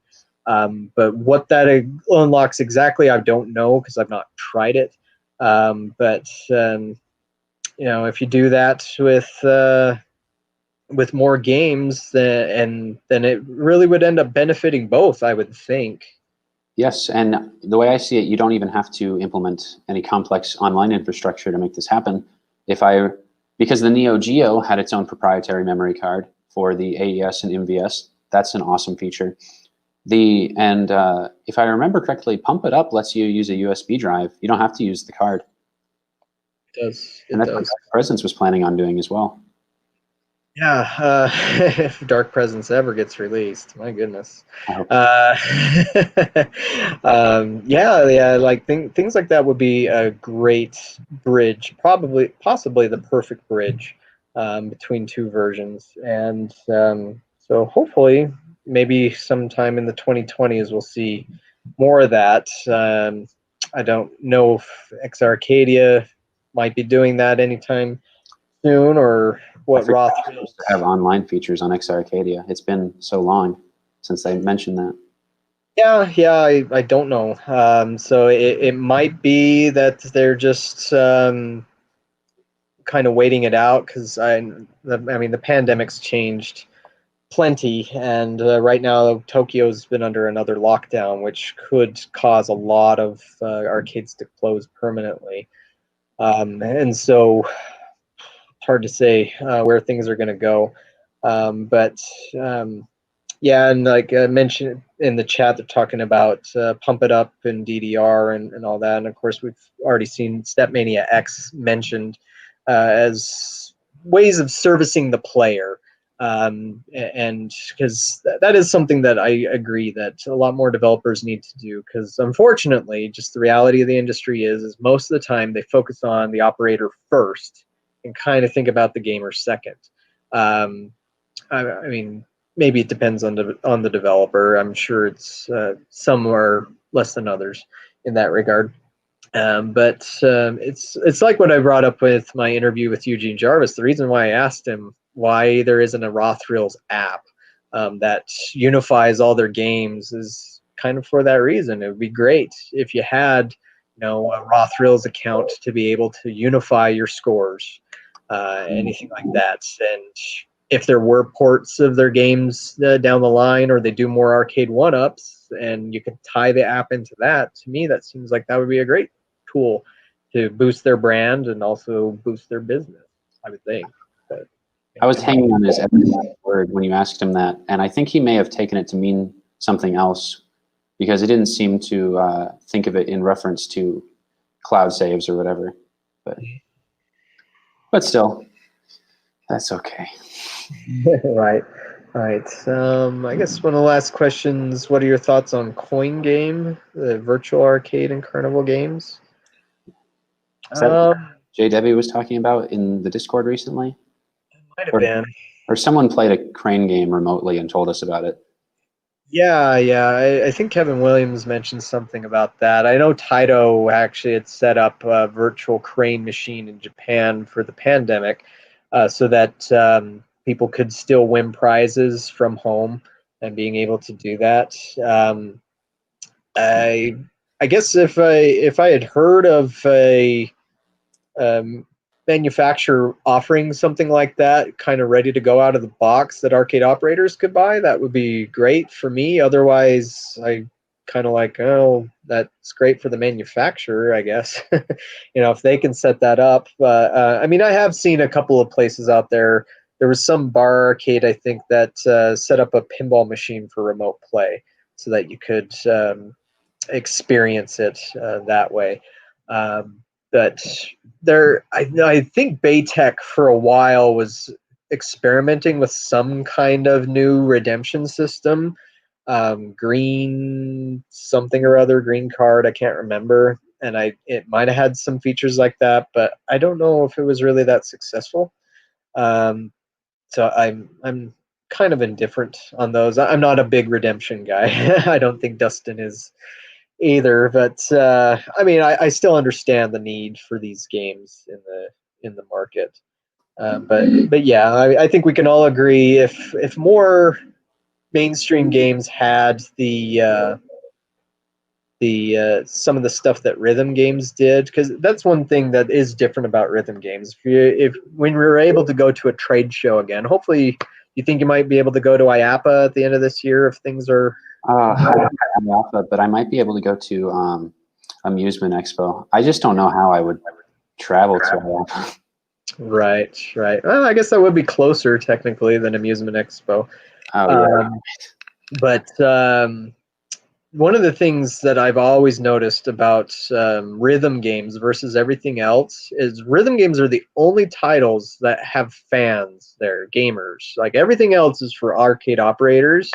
But anytime that Endemiro takes a new Pump It Up to the show, or when Stepmania was at IAPA 2019, it had tons of fans there.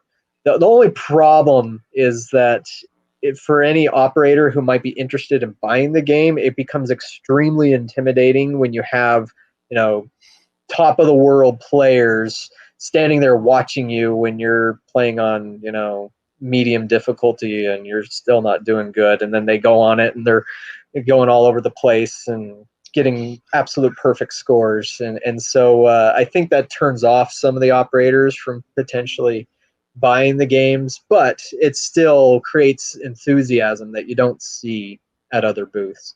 And yes, Namco did release Counter-Strike for arcades, but it was only in Japan. Counter-Strike Neo was like back in 2003, almost like a LAN internet cafe setup. But they've never tested it here. Namco actually did test Half-Life 2 arcade in the States, but it bombed, and so they just didn't bother with it. And Sega also tested out some of their famous Japanese card games, the ones where you where it's like the medieval Japan battles, and you put cards down and it creates virtual units and stuff. They tested that at a GameWorks probably 15 years ago, but they didn't translate it, so it bombed. So yeah. Yeah, how do you play that without a proper translation? Oh gosh, that already sounds complex. Yeah, and see that was one of the things. Like some of you in the chat know this. I have a Darius Burst Another Chronicle, and I have one of 7 that I know of that exist in English. And that was a game that Taito did because fans like myself convinced them that it would be worth the money. And technically, only getting 7 sales is not worth the money. They told me they spent over $30,000 on translating that game, and it doesn't have a lot of text. And so that's just one of those places where you might not realize sometimes, even a translation can hold something back from getting ported or being imported to the United States. In fact, some people probably saw that Dave & Buster's is testing Densha Go, the Japanese train game. And I did get an email from Kevin Bacchus this morning, and he said that they paid for the translation. The title wasn't willing to do that, I guess, but yeah, Left 4 Dead does exist in Japan as an arcade, and I think it uses a mouse. Half-Life 2, you can look this up. I got to play it once because it showed up out of the blue at IAPA from a Chinese distributor, and it had a really weird control setup, but it was so cool. I mean, it was like 2 different joysticks and foot pedals. It was bizarre, but still, I was like, "This is awesome." There has to be a way to do first-person shooters in a way. Oh But, yeah, I played. sorry, Alexis. Oh, no, it's all good. I don't remember if I had anything to say about rhythm games. The reason my face lit up when you said Densha de Go is because today in my Japanese class we learned transportation words, and when I saw Densha for train, I finally put 2 and 2 together. Like, oh, that's why it's called that. Right. Finally, I know what that means. And that's a fun game. I got to play it at IAPA 2019, I think. Not the version that Dave & Buster's has, which is slightly pared down, but the huge, like you're literally in your own small room. And it was so weird. Like I had a Taito guy standing next to me telling me what to do. And so you're just operating a train, but it's the most oddly fun thing to do. I don't get it. It makes no sense. It's like this game should not be fun. This should be boring, but it's a great game. So hopefully the Dave & Buster's test does well. And that actually is a game that did get a kind of a home port. There's a special version they released in Japan last year, I think, where you have your own little train operator controller. I don't think it's the same version as this one that's the most recent. I think it might be a version behind that or specially adapted for home. Let's see, somebody asking about FPS games. So like I was talking to Blake about this recently because and maybe I'm sorry we're going on so long here. Oh, it's all good. And I know this is probably another subject for a different thing down the road. I mean, first-person games, they've attempted several different ones. The one that most people are probably familiar with is War Final Assault. I actually used to own one of those. I loved it. There was Outrigger by Sega, Gunman Wars by Namco, and Gunbusters by Taito. Gunbusters was like 1992. Very few people know about that one. But and then the Half-Life 2 and Left 4 Dead and Cyberdiver ones that Taito's done. They've all tried different ways of doing it, but none of them have ever been as successful as like just a simple light gun game. And part of that is because it becomes a little complicated. And a lot of the customers in the arcades, they need something super easy, super simplified. And even though as a gamer you may be like WASD and mouse control, whatever, that's fine for me. That's tough to get that to work in an arcade where it actually makes money.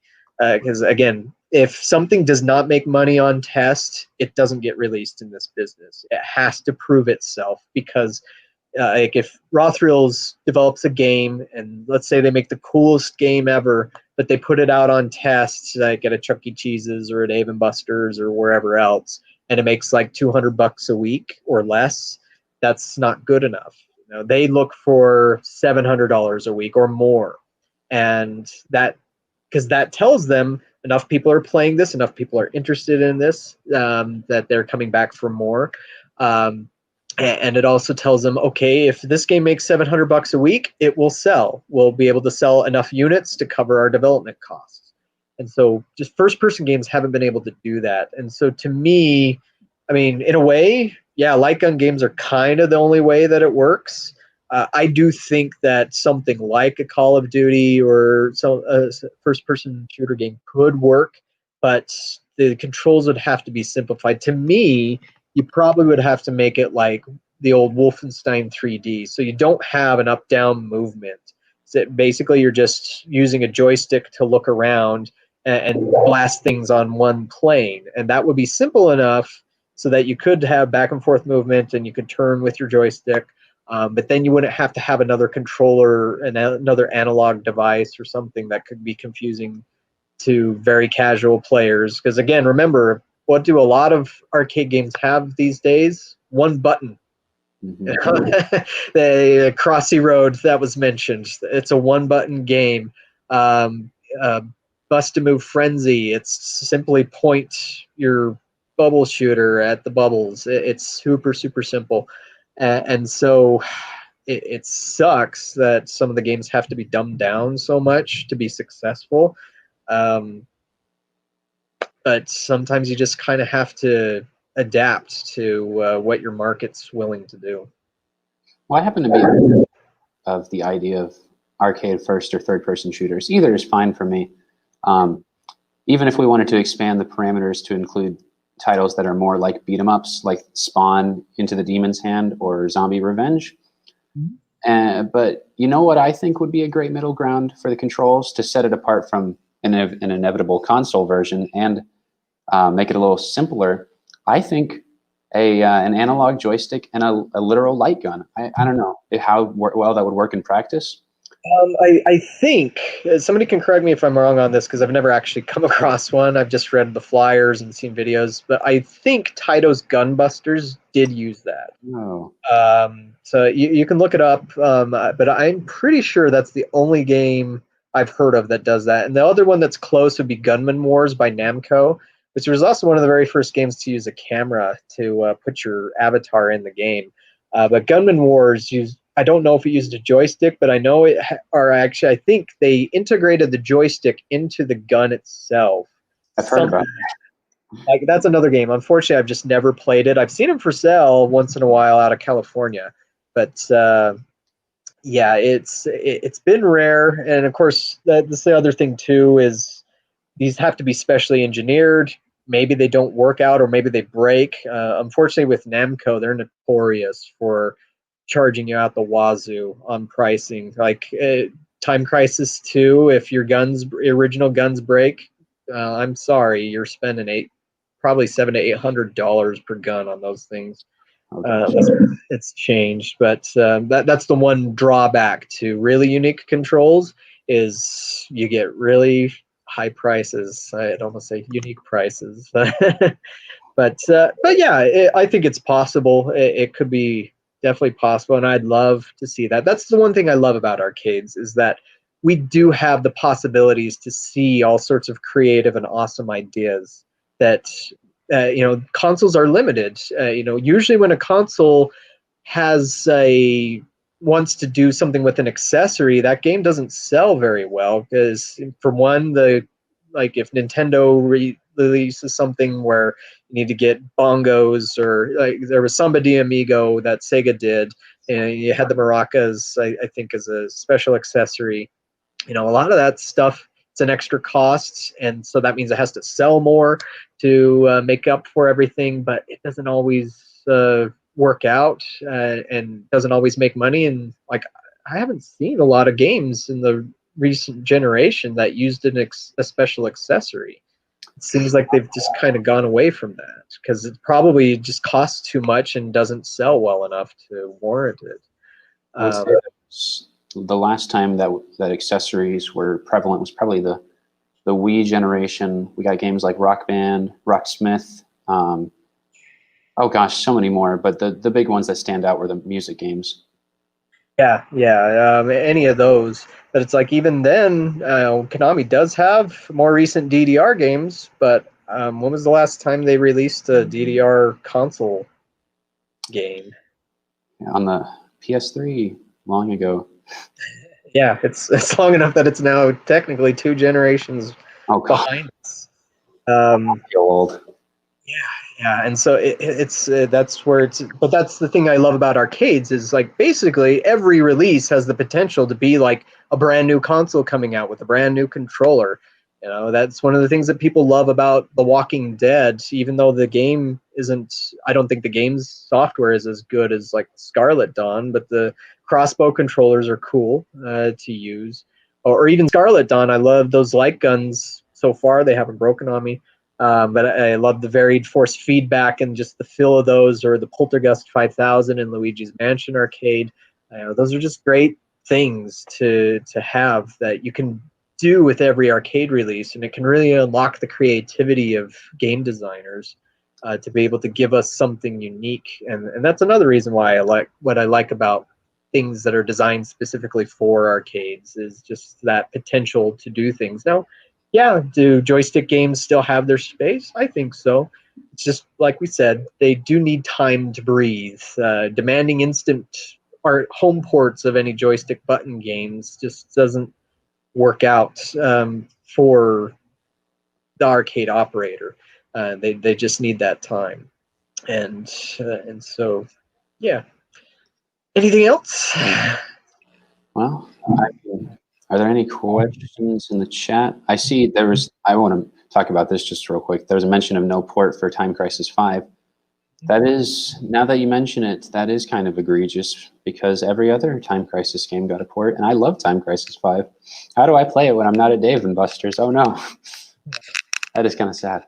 But like, who's going to buy a gun accessory, I guess? And you can play it with an analog stick. That's how I play Time Crisis 3, because I still haven't bought a gun con. But it's admittedly not ideal. Some of the more reflex-intensive challenges are not easy to pull off with an analog stick. Yeah.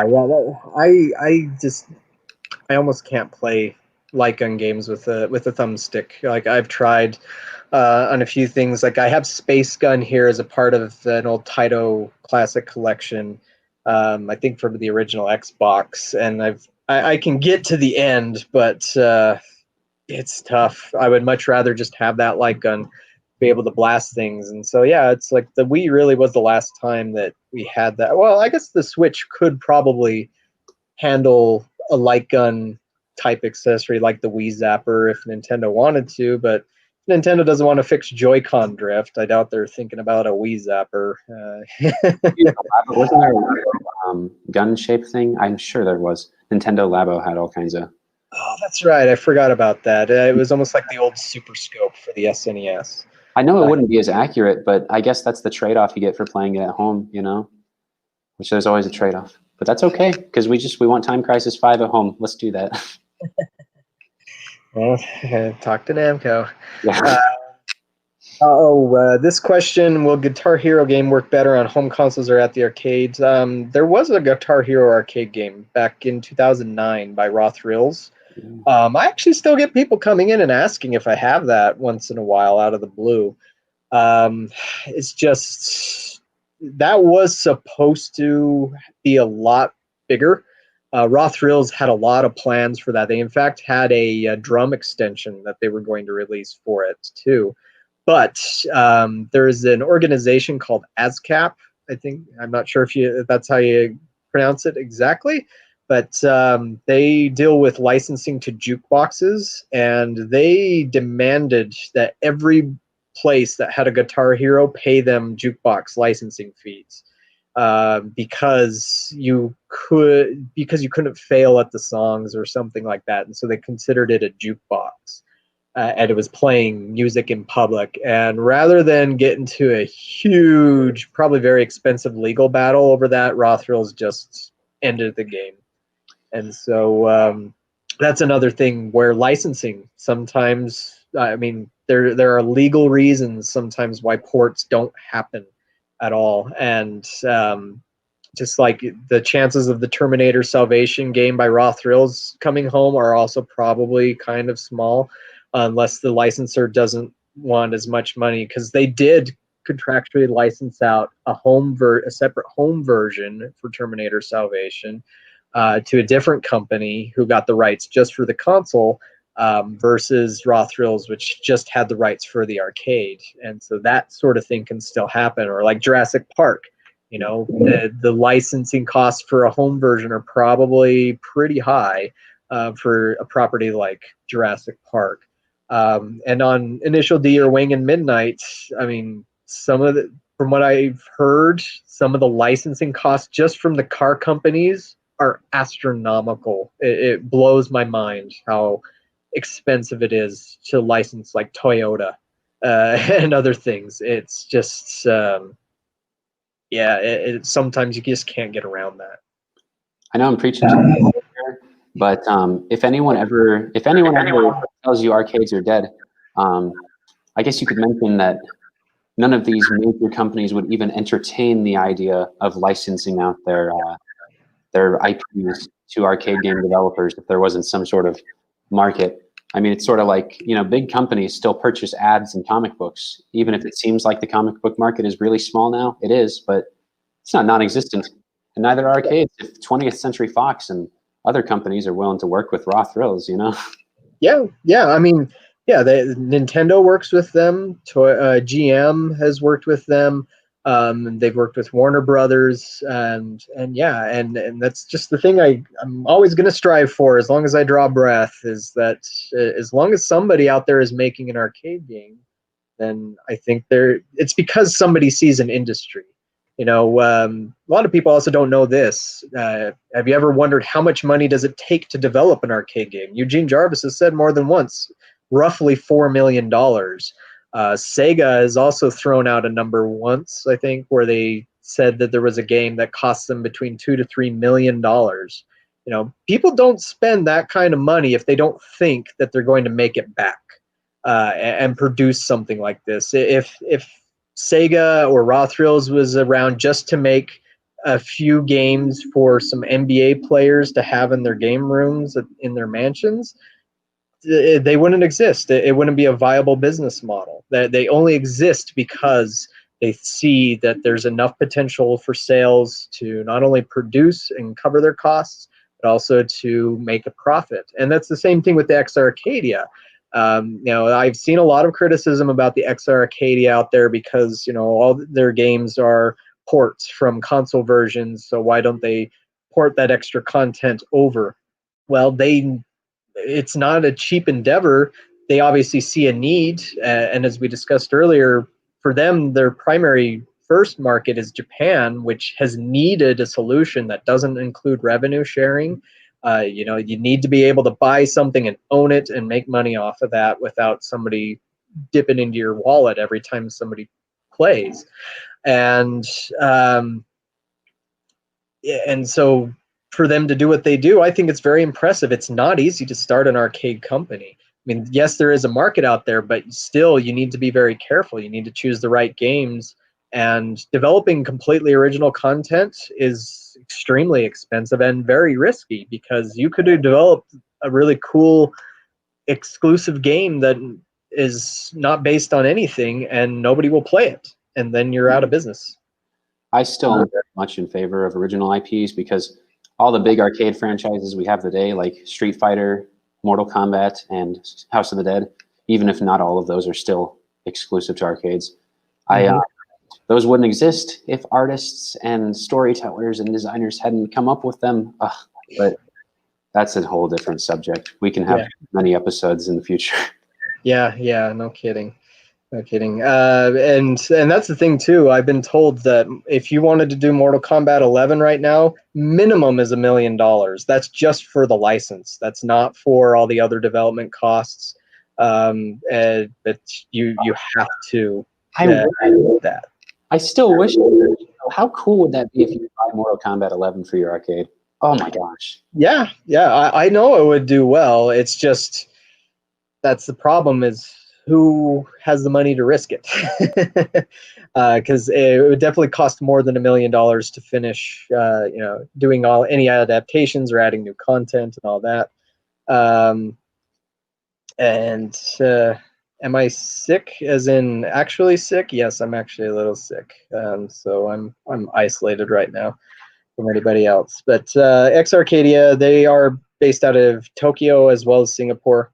And are there any other American arcade developers besides Raw Thrills? There's Incredible Technologies. Basically, the only thing they do is Golden Tee because that's all they need.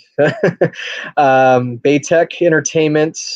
They're more of a redemption company, but they occasionally do video redemption stuff and video game stuff. They're based out of Wisconsin. I don't know how Global VR is still in business. They haven't released a game in 7 years, but there's still a technical support department. Oh gosh, I didn't realize it'd been that long. Dang. Yeah, the Redline Rampage was the last game, and that was 2014. So it's kind of weird to me. I don't know how they survive. They must have a really nice investor. Trying to think who else. Well, if we include indie developers, we got Bumble Bear, Griffin Aerotech, Glitchbit, oh my gosh, Arcadeaholics. Oh, who makes Armed and Gelatinous? It's Rob Howland and his company. What is that called? I know which game you're talking about, but I don't remember. There's also Slackers Inc. who did Galactic Battleground. Yeah, Slackers and 3Flip. And then, well, there are probably a few other outfits out there, but those are the major ones that you hear about the most. Yeah. Adrenaline is in Montreal, Canada. On Injustice, that's why it was based on the mobile version. Is if you're ever unsure as to why something is the way it is, money is the easiest answer on that one. I'm struggling to think of anybody else. The only other ones that I can really think of are pretty much redemption based, like Andamiro. They're based out of Korea. Bandai Namco Japan. I mean, Bandai Namco does have a little bit of a budget for some releases over here that don't come from Japan. But that's a lot of companies that are based in the States, like Coastal Amusements and whatnot, will also just license stuff out from Chinese companies and rebadge it, rebrand it. Oh, Ice is one that they do a lot of work with Play Mechanics, yeah, and Raw Thrills to do their stuff, and they're based out of New York. Other than that, LAI Games, they're out of Singapore, I think. Yeah. And Australia, kind of both.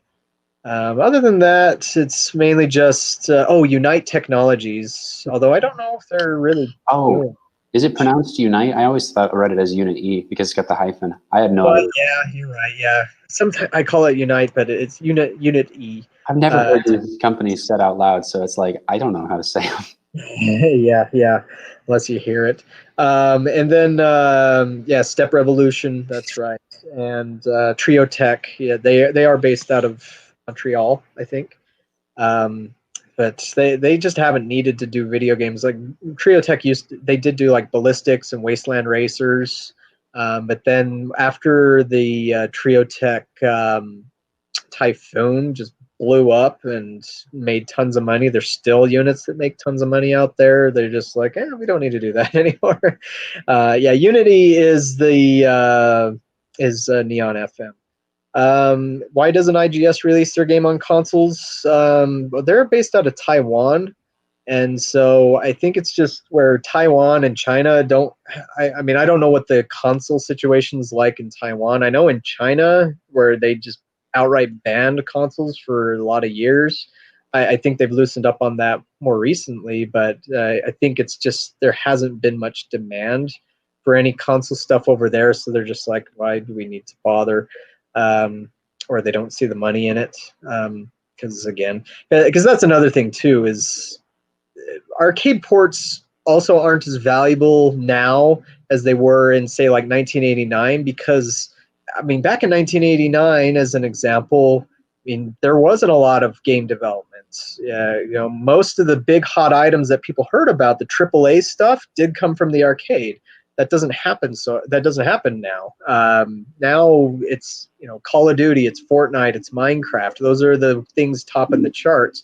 But then on top of that, you have literally thousands of developers. You can go on Steam and find hundreds and hundreds and hundreds of games, and so there's just so much variety out there that if you find a market like, say, arcades, and you can do arcade games really well, it may be like, well, if I release this to console, it'll just get lost in the sea of releases. And that's why I'm still convinced that releasing high quality software first in arcades is so key to console ports standing a chance, and for arcades regaining any semblance of relevance in the mainstream gaming consciousness. Where are killer apps? I mean, I guess two good examples would be Halo Fireteam Raven and House of the Dead Scarlet Dawn. But one of those is a continuation of a console franchise, and the other is a 20-year-old franchise. Well, 25-year-old now. And it's like, I don't know. I think it'd be nice if we had our own big IPs. Like, where's our Among Us that just explodes? Or our, gosh, I'm trying to think of recent examples so I don't sound old or like out of touch. But, Minecraft's a great example. Or even something like The Last of Us, that wouldn't work in arcades, but IPs that hook people and matter. I know that I kind of went off the rails there, but you're fine. That's all we're doing on this chat, anyways. It's all supposed to be about arcade ports, and we've talked about plenty else, other things. But and I see we do have an indie developer here, Mikhail Tillander, who recently did the Kickstarter for Twin Tiger Shark. Not the same. Or is it supposed to say Same? I mean, it's hard to say. I will say the indie market is a lot tougher than the wider arcade market, and that's because a lot of arcade operators like myself, personally, like I look up everything that I possibly can about arcades, and I try to stay up to date about everything that I possibly can, and so I know about all sorts of indie developments. Dustin does as well. But a lot of arcade operators, they don't bother. They just have a sales guy at a distribution company, and they'll buy whatever it is that guy recommends to them. And most of the time, they won't say anything about indie games. In fact, I was at a trade show a couple of years ago, and I saw a group of guys walking around for one of probably the largest distributor on the planet, called Betson. And they visited the Unit E Technologies booth, and they were blown away. They were like, whoa, what is this game? Because they saw both Neon FM and World's Fastest Drummer, and they were very impressed. They liked the games that they saw. But this was like the 5th year that Unit E had been attending these shows, and these guys had never heard of them. And unfortunately, it's really tough, even in this industry, to get noticed. A lot of the independent sellers that I know, or developers that I've talked to, they've usually built full-on cabs. Like with Mikhail's game, I think you have a better chance at more sales, probably more to collectors than arcades, but just because it's a kit. When you have a dedicated cabinet, that is a lot more of an expense, and it's a little harder to sell to people. But bar arcades, retro arcades, for any that are going to exist after the pandemic. Yeah, it's just about convincing them to buy your game, and that is tough. I've heard of some indie games that they sold only maybe 25 units, but those again were full dedicated cabinets, not just kits. It's a lot easier to sell a kit that's a few $100s as opposed to something that's $4,000, $6,000, or Killer Queen. I've had a lot of people tell me I should buy a Killer Queen, but I'm like, $15,000, $16,000 is a big risk, and so it just hasn't been for me. I happen to be very, very fascinated by the indie arcade movement. I like indie games in general. They comprise a lot of my spending on consoles. But gosh, something about the indie movement has hooked me from day one. I mean, one of my most popular articles when I started in 2017 was when I wrote about Sky Cursor and the history of indie arcade games, which at that point was like The Act, Flytrap, Friction, just a handful of games. And Play Mechanics, I guess, was technically indie at one point, But it is unfortunate to me that that indie arcade games don't seem to have the same stick that a lot of the console indie games do. Of course, a lot of those flounder as well, given the sheer volume of titles available. But with how relatively few arcade games come out each year, it really bums me out that more operators aren't buying the indie games since they're so good. Yeah, I think the reason why is that that a lot of the indie developers, if you do make a game for arcades and you're an indie guy, you need to test it out in as many locations as possible and be willing to make changes based on that feedback. There are some actually most that's been actually been a good thing about most indie developers I've talked to is they have been very open to feedback, but I have come across a few that just were like, no, this is my vision, I'm sticking with it. But the problem is like if your vision's not making money in the arcades, then unfortunately that just means it's not going to sell. And I have two really cool indie games at one of my locations, and both of them earn terribly. Like one of them only made $70 last year, and I paid over $4,000 for the game. And that for me, it's like I can't always make that kind of investment. I have to rely on other games to cover that cost, and that sucks. And I wish I knew what the solution was. Well, on that particular game, I think it would do better if it looked a little more flashy, because sometimes the one disconnect is that some indie games look so old and where they don't have a name that when people come across them in the arcade, even if it's in a newer looking cabinet, if the game looks old, they're like, oh, that looks old, but I've never heard of it before. I'm going to go find something I'm familiar with. And that sucks, but that's what people do. Well, it's funny that the exact stuff that works well on consoles is actually an inhibitor in arcades. Pixel art saw a huge resurgence on consoles for a while. Now it's become a bit overplayed. But and then there also complex games. Sometimes those do well on consoles. A wide variety of games do well on consoles, but I don't know. That's a whole discussion. Right. Yeah. Do we have any other questions? I'm sorry we've gone a little long, but just to answer some quick games, yes, there is a sports game coming from Raw Thrills down the pike. I can't say what it is. But I don't know. I guess we'll see if people are really into it or not. I don't know if I don't think it's not Dirty Pigskin. That would be cool. One I was hoping for. Actually, somebody posted on the Arcade Heroes Facebook group that Dirty Pigskin was converted from a Thomas Wave to Dreamcast, and I sent that video to George Petro, the CEO of Play Mechanics, who worked on that game, and he just said pretty funny. So who knows? Maybe it'll prod him a little bit, but I'm sorry, that's just really amusing to me. Like I get it's a genuine, earnest response, but it's still so funny to me that he just said pretty funny. Yeah, and And EA used to license a lot of their games out to Global VR. They were the ones that had the EA Sports license for a long time. They did PGA Tour Golf, they did Madden Football, but I think that just the licensing with EA became too much, and it's probably even more expensive now.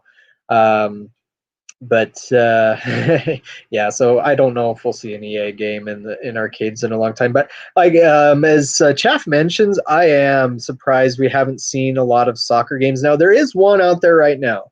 It's called Fantasy Soccer by Eunice, and it's kind of a ripoff of Namco's old World Kicks. But I kind of liked it. So, I mean, I talked with a guy a Brazilian guy who's a huge soccer fan, and he sells arcade games, and he didn't like it at all. But from what I played of it, I thought it was fine, and that's one other thing that I'm hopeful on with the X Arcadia is, I mean, if anything has a good chance of bringing something like a sports game back to the arcades, it's probably the Exa. I don't know if they have any sports games down there.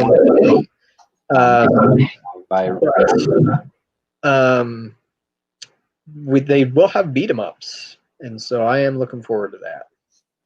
They have a wait. Hold on. I'm working. Okay. Can you hear me? Where's this our message telling us to end this? Oh, is that why you can't hear me? I can hear you. Okay, sorry. Because I was getting like really bad feedback from my mic, but I think I'm good now. Yeah, I was just gonna say my Slam is coming to X Arcadia, and that is. Oh, yeah. That's right. I mean, it's the Philippines Basketball Association, but I mean, I don't see any timeline. Yeah, I don't see any timeline in which arcade manufacturers will be able to afford NBA teams in the very near future. So anything is good by me. Yeah, take what we can get. And I mean, several years ago, Sega did attempt to do a baseball game. Oh, wow. I forget what it was called, MLB card something or other. I don't remember its name, but it bombed on test here, and so they took it over to Japan, and it did well because in Japan they still like baseball, I guess. But yeah, last arcade beat 'em up was the Ninja Turtles game. There was going to be a Sega one too when they saw Ninja Turtles, but somebody at Sega thought it would not sell, so that got canceled. Or actually, it never even got off of the paper.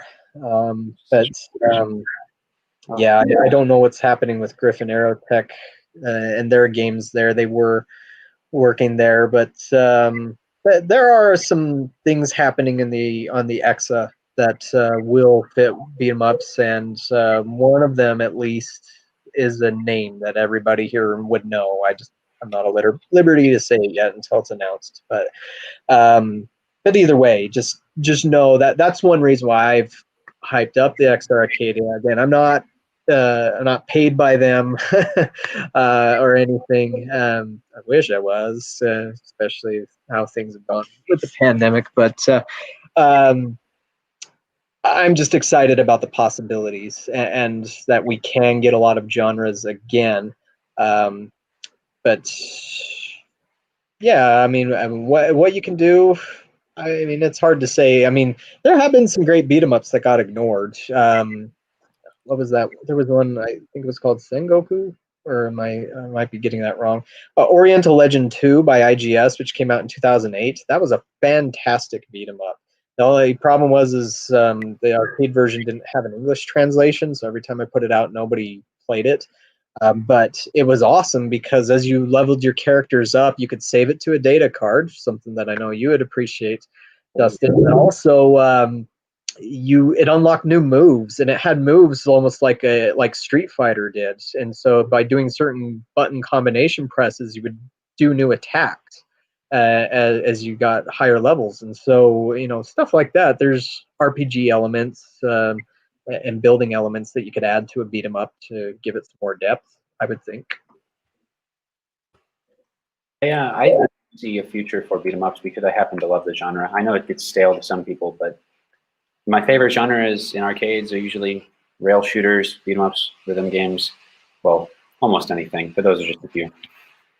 Right, yeah, and I have been surprised that sports games like football have been ignored, especially because every time I go to a trade show, I'm hearing all these guys talk about football or some other sport or basketball or the latest that's going on. I'm like, if you guys love this sport so much, why don't you make another game about it? Yeah. And whatever, probably again because money. If you're never sure, just say money. But yeah. Any other questions we have? This is the longest live stream we've ever done, and I hope you've all enjoyed it. You know, Spy Gun was an awesome game. Yeah, that's one I would love to see, but my belief, my hope that it would happen, a remake of Spike Out or a sequel, are pretty low. I'm going to put out an open request for any developers who potentially get to the very end of this. We need, okay, well, I'm doing a Raw Thrills wish list Monday. It's already scheduled, but I'll just say, let's get a Johnny Nero Action Hero 2, but like way better. Because the original, I had fond memories of it as a kid because it was at the Godfather's Pizza I'd go to. But when I played it again in high school, it was a cool concept, but it was a clunky rail shooter. So let's get like a really good Johnny Nero Action Hero 2 that invokes superhero tropes even better now that the movies are so popular. And better graphics, recoil on the guns, the whole shebang. I know it's a lofty wish, and probably nobody else wants that. But that's what I'm saying. Well, let me challenge you on this. Would you rather have, if you could only have one, would you have Johnny Nero 2 or Target Terror 2? I knew where that was going the second you said, let me challenge you on this. Okay. Well, okay. On a scale of, okay, so Cruise and Blast would be a 0, Scarlet Dawn would be a 5, and Time Crisis 5 would be a 10. On a scale of Cruise and Blast to Time Crisis 5, how faithful would these sequels be to their source material? Yeah, that's a good question. Yeah, that'll make it really hard for me. Then I have to choose which one I want to see like be redone. Why not both, right? As the meme says. Yeah. James Webb does ask about our ray tracing. I actually did ask Raw Thrills about this a little while ago, and they basically just said they don't think there would be enough of a graphics difference that people would really notice to warrant the cost, because it would easily add $1,000 to their base cost of the game, and so they're not sure that it would make that big of a difference. But personally, do I hope to see ray tracing in arcades one day? Yeah, I mean that would be awesome. I would love it to.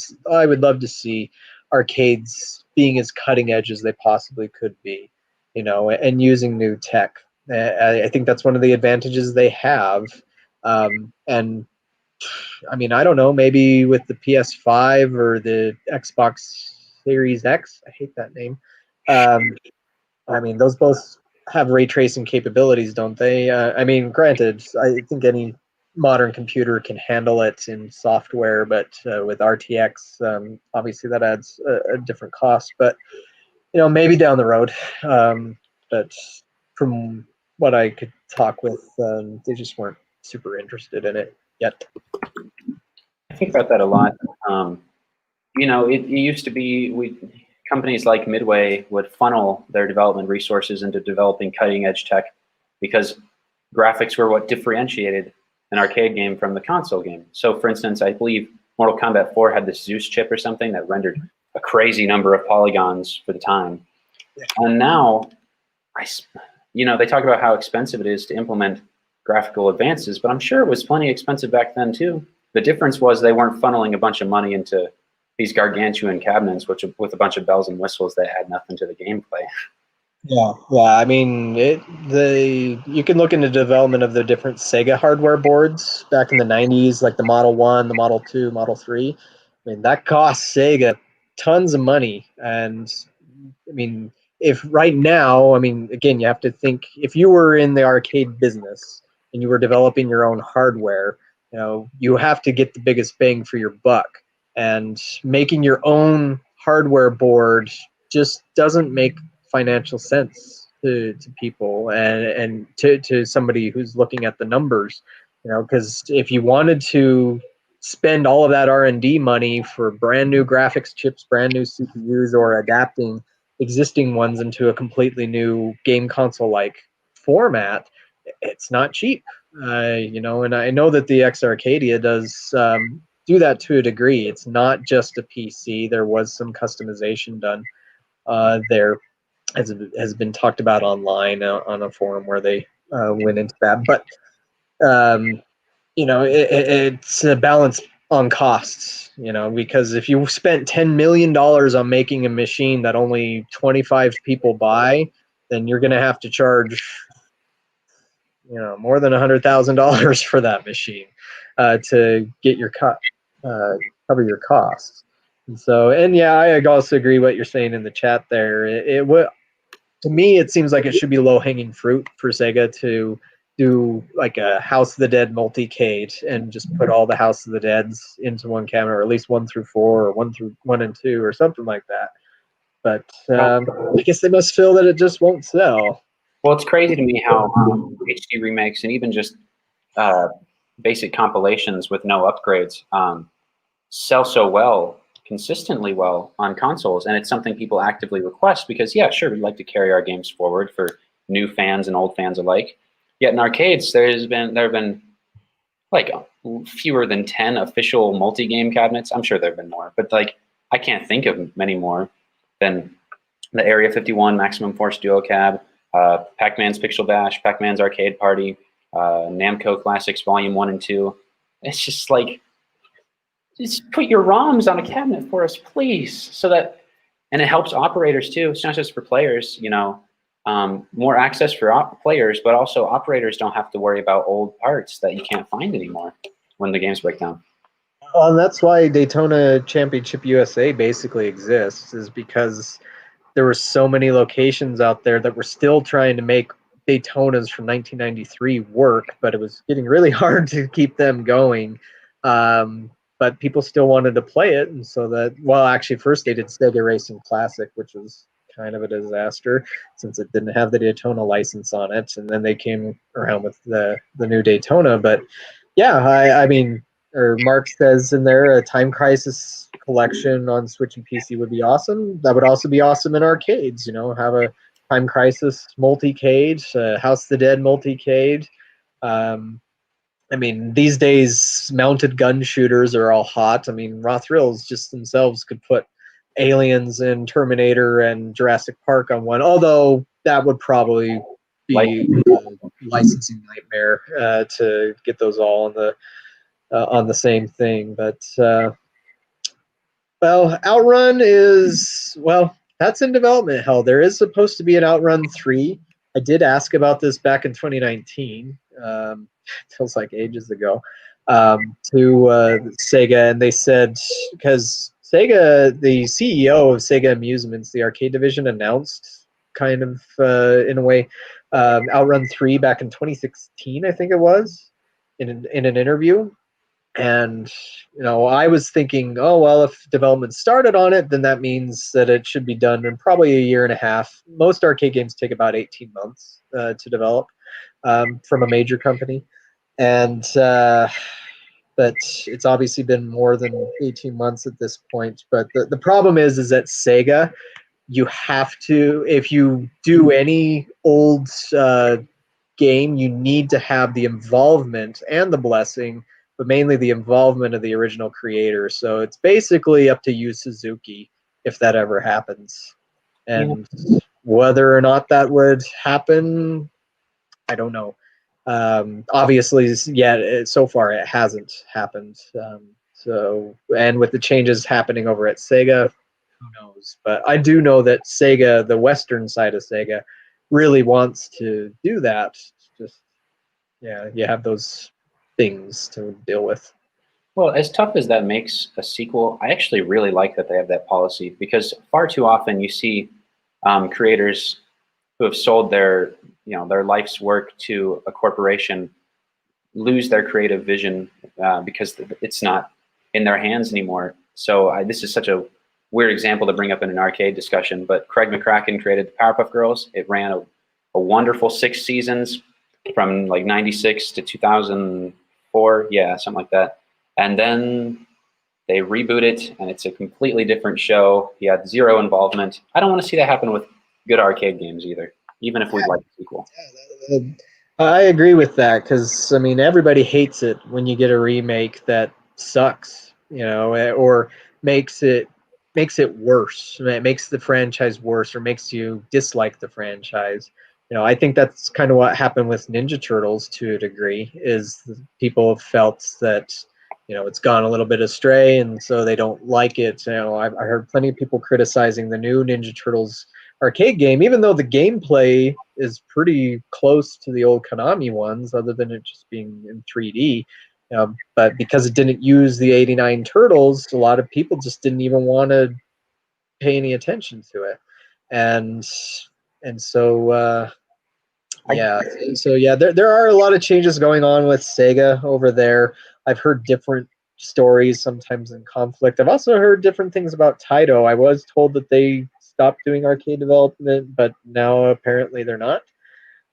So yeah, I mean, it is harder to reboot an animated series than an arcade game, but I mean, and sometimes it's not always the same either. I mean, Cruisin' Blast to me is not the same game as Cruisin' USA. It doesn't have all the same charm. But it's also harder to reboot things just because when something first comes out, there's not much in the way of expectations. There's the hook that gets you involved into, okay, I'm going to watch this because it's sci-fi, because it's a Western or whatever, or it has an actor in it, or it has a voice actor, or it has zombies. I like shooting zombies. But then, and of course, you get involved in the lore when you start liking the game, and then you start building expectations, and so your expectations are set for a sequel, and then another sequel, and then another. But if a game goes on for way too long without anything, then sometimes expectations can be way too high for, this has to be better than the original. And when you first went to the original, you didn't have those kind of lofty expectations with it. And that, to me, that makes it tough as a creator to do something. But can it be done? Yeah, Ninja Gaiden was a good example. I think Raiden 3 was a great example of kind of a sequel reboot that stuck true to the spirit of the original. Raiden 4 as well. Street Fighter 4 I thought was a fantastic way to come back to that series. And so it can be done, but yeah, it's hard to make everybody happy. So that's the challenge. I think you just have to what made the series special to begin with. Oh gosh, I probably sound like a broken record because I've been talking about Cruisin' Blast since December 2015, no, sorry, I wasn't right. February 2017. But I don't know. I just think 14 new tracks, as we had come to expect, and then a Bill Clinton ending sequence, the ability to hit animal. Well, no, you could hit cows. Okay, you could hit cows. It just wasn't. That's one of the few things in there that you can hit or crash through glass. And then, we did that. And then also, if they wanted to carry over Cruisin' Exotica's main innovation, they could have had they could have had character selection, which I've never actually played Exotica, so I don't know how that works. But apparently, you can choose a character. Yeah, I think so. I used to own an Exotica. I didn't get a chance to play it too much before I sold it off. But you have to keep enough of the originals and then find a new way to do things. And in some series, that's just not really possible to do. It's kind of like Asteroid is a hard one to, how do you do a lot more on Asteroids? The only way I could think of is making it like Pac-Man Battle Royale or something like that. But, some series are maybe a little bit limited, whereas other ones, there's a lot of ways. Or I think Nintendo's the best example of a company that has enough creative vision that knows how to keep franchises going and how to keep them fresh. It's like, who would have thought that Mario Brothers could have had such an expansive universe of different games in it. You know, when I was a kid, at elementary school, everybody was talking about Super Mario Brothers, especially Super Mario Brothers 3. We have Discord harassment. Sorry if I'm keeping you still. But, you know, Nintendo has found a way to keep their IP fresh. And so they show you how it's done. And as some other people have mentioned, that there are ways to do it. Just got to be careful how you handle it. I guess we kind of we were talking about arcade ports, but we got to cover so much. It's kind of funny actually, but that's what happens when you put two arcade nerds in a room. Yeah, pretty much. I should just say, let's discuss arcades instead of arcade ports. That's for sure. Well, yeah, the Mario Kart coming to Switch. I'm guessing that's just probably not going to happen. I'm not really sure why, but I mean, seems like it'd be easy money. But it might be because the Mario Kart arcade games do play a little bit differently than the home version, and so maybe they just want to keep that arcade racer simulator experience the same. I don't know. If I had to guess, I think the differences would use a lot of console players, and if the arcade versions were ported to home console, they'd probably review poorly. Not really so much of their own fault, but just because people wouldn't really get it. I mean, I don't really like the announcer they have in the game, but it's different. That's why there's an announcer. Yeah, definitely. If the original early 2000s Mario Kart Arcade GP never got ported, I guess DX probably won't ever get ported either. Yeah, probably not. You know, and like I said, sometimes these decisions, it's always based on money somehow, but I mean, these companies do research a lot of this stuff, and so they're not oblivious to what people want. They have whole departments dedicated to marketing, and part of that is, you know, surveying customers and finding out what it is they want to do, what they want to play, and like I said, sometimes we all feel that, oh man, this game would make a total killing if it was on console, but the actual research doesn't bear that out, and so these companies have to be careful to, you know, not bankrupt themselves. Now, granted, Nintendo is swimming in so much cash, they could release dud after dud for probably 5 years and still be okay, but but you know, they still try and make decisions that they feel are best. But yes, and I agree. Yeah, new Virtual On would be pretty sweet, but yeah, I don't know if we'll get that anytime soon. Well, so if this is cool with you, I kind of have a closing thought that sums up. Wrap it up. We talked about. Okay. And it's something I have learned is that, in all honesty, the arcade community in which we communicate is a little bit niche. We're actually sort of an echo chamber because, of course, we all have our own opinions, but we have a lot of predominating opinions that we share together so much that we think they're financially viable because the 25 of us in Discord or the couple hundred of us in a Facebook group talk about it so much. And I hate to say it because I want this stuff so bad too, but I've come to realize that I don't represent the average player. You know, most people don't bring $5 to go play the Walking Dead pinball at the bowling alley just for kicks and giggles. But you know, it's I guess all I'm trying to say is we want arcade ports, we want console ports of arcade games, we want sequels and remakes to our favorite franchises, we want original IPs. And I think we can get these things, but we have to temper our expectations. So sorry, it's a bit of a downer. Right. Well, and I would also add, we just need some patience, you know, and that's like, I know not everybody would be happy to hear me say that if there was an arcade port to happen, that it should be a year or 2 or 3. from when the original arcade game was released, or at least a year out from when they stopped manufacturing the arcade game.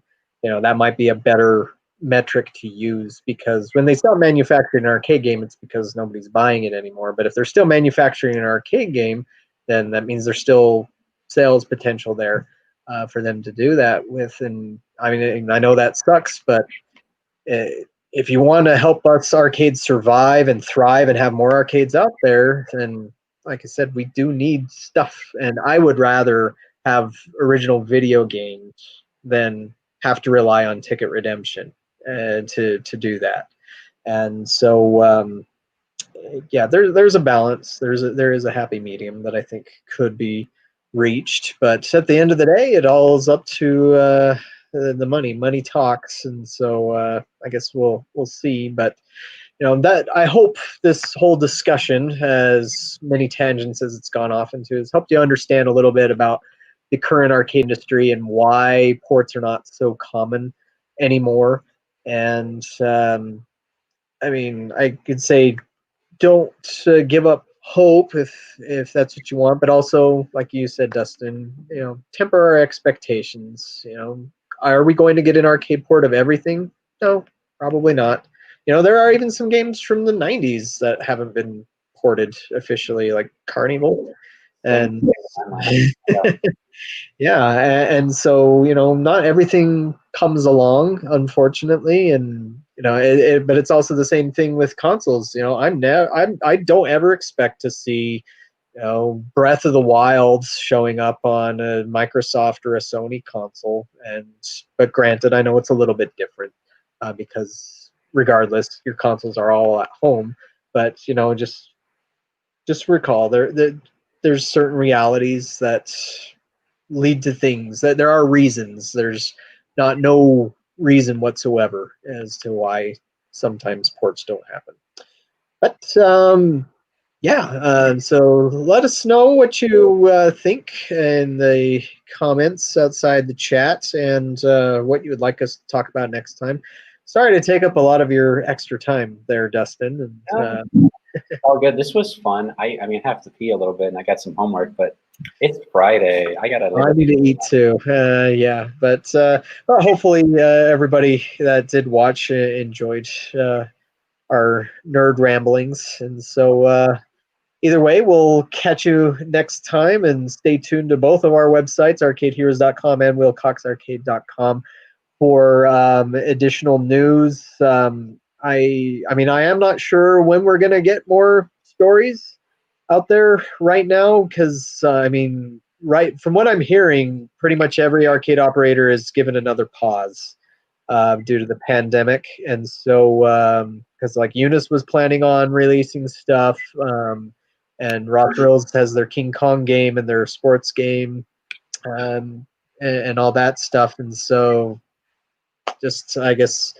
waiting for the pandemic to calm down further, but I guess we'll just see. But thank you guys for your great comments and your questions. And if you had to join late, that's fine. After I click end broadcast, you can rewatch the whole video too. And yeah, we will catch you on the next broadcast whenever that happens to be. And thank you, Dustin, for joining me. Thank you for having me on, and thanks to everybody in the chat. It was very fun. Absolutely. We'll see you. Yes, see ya.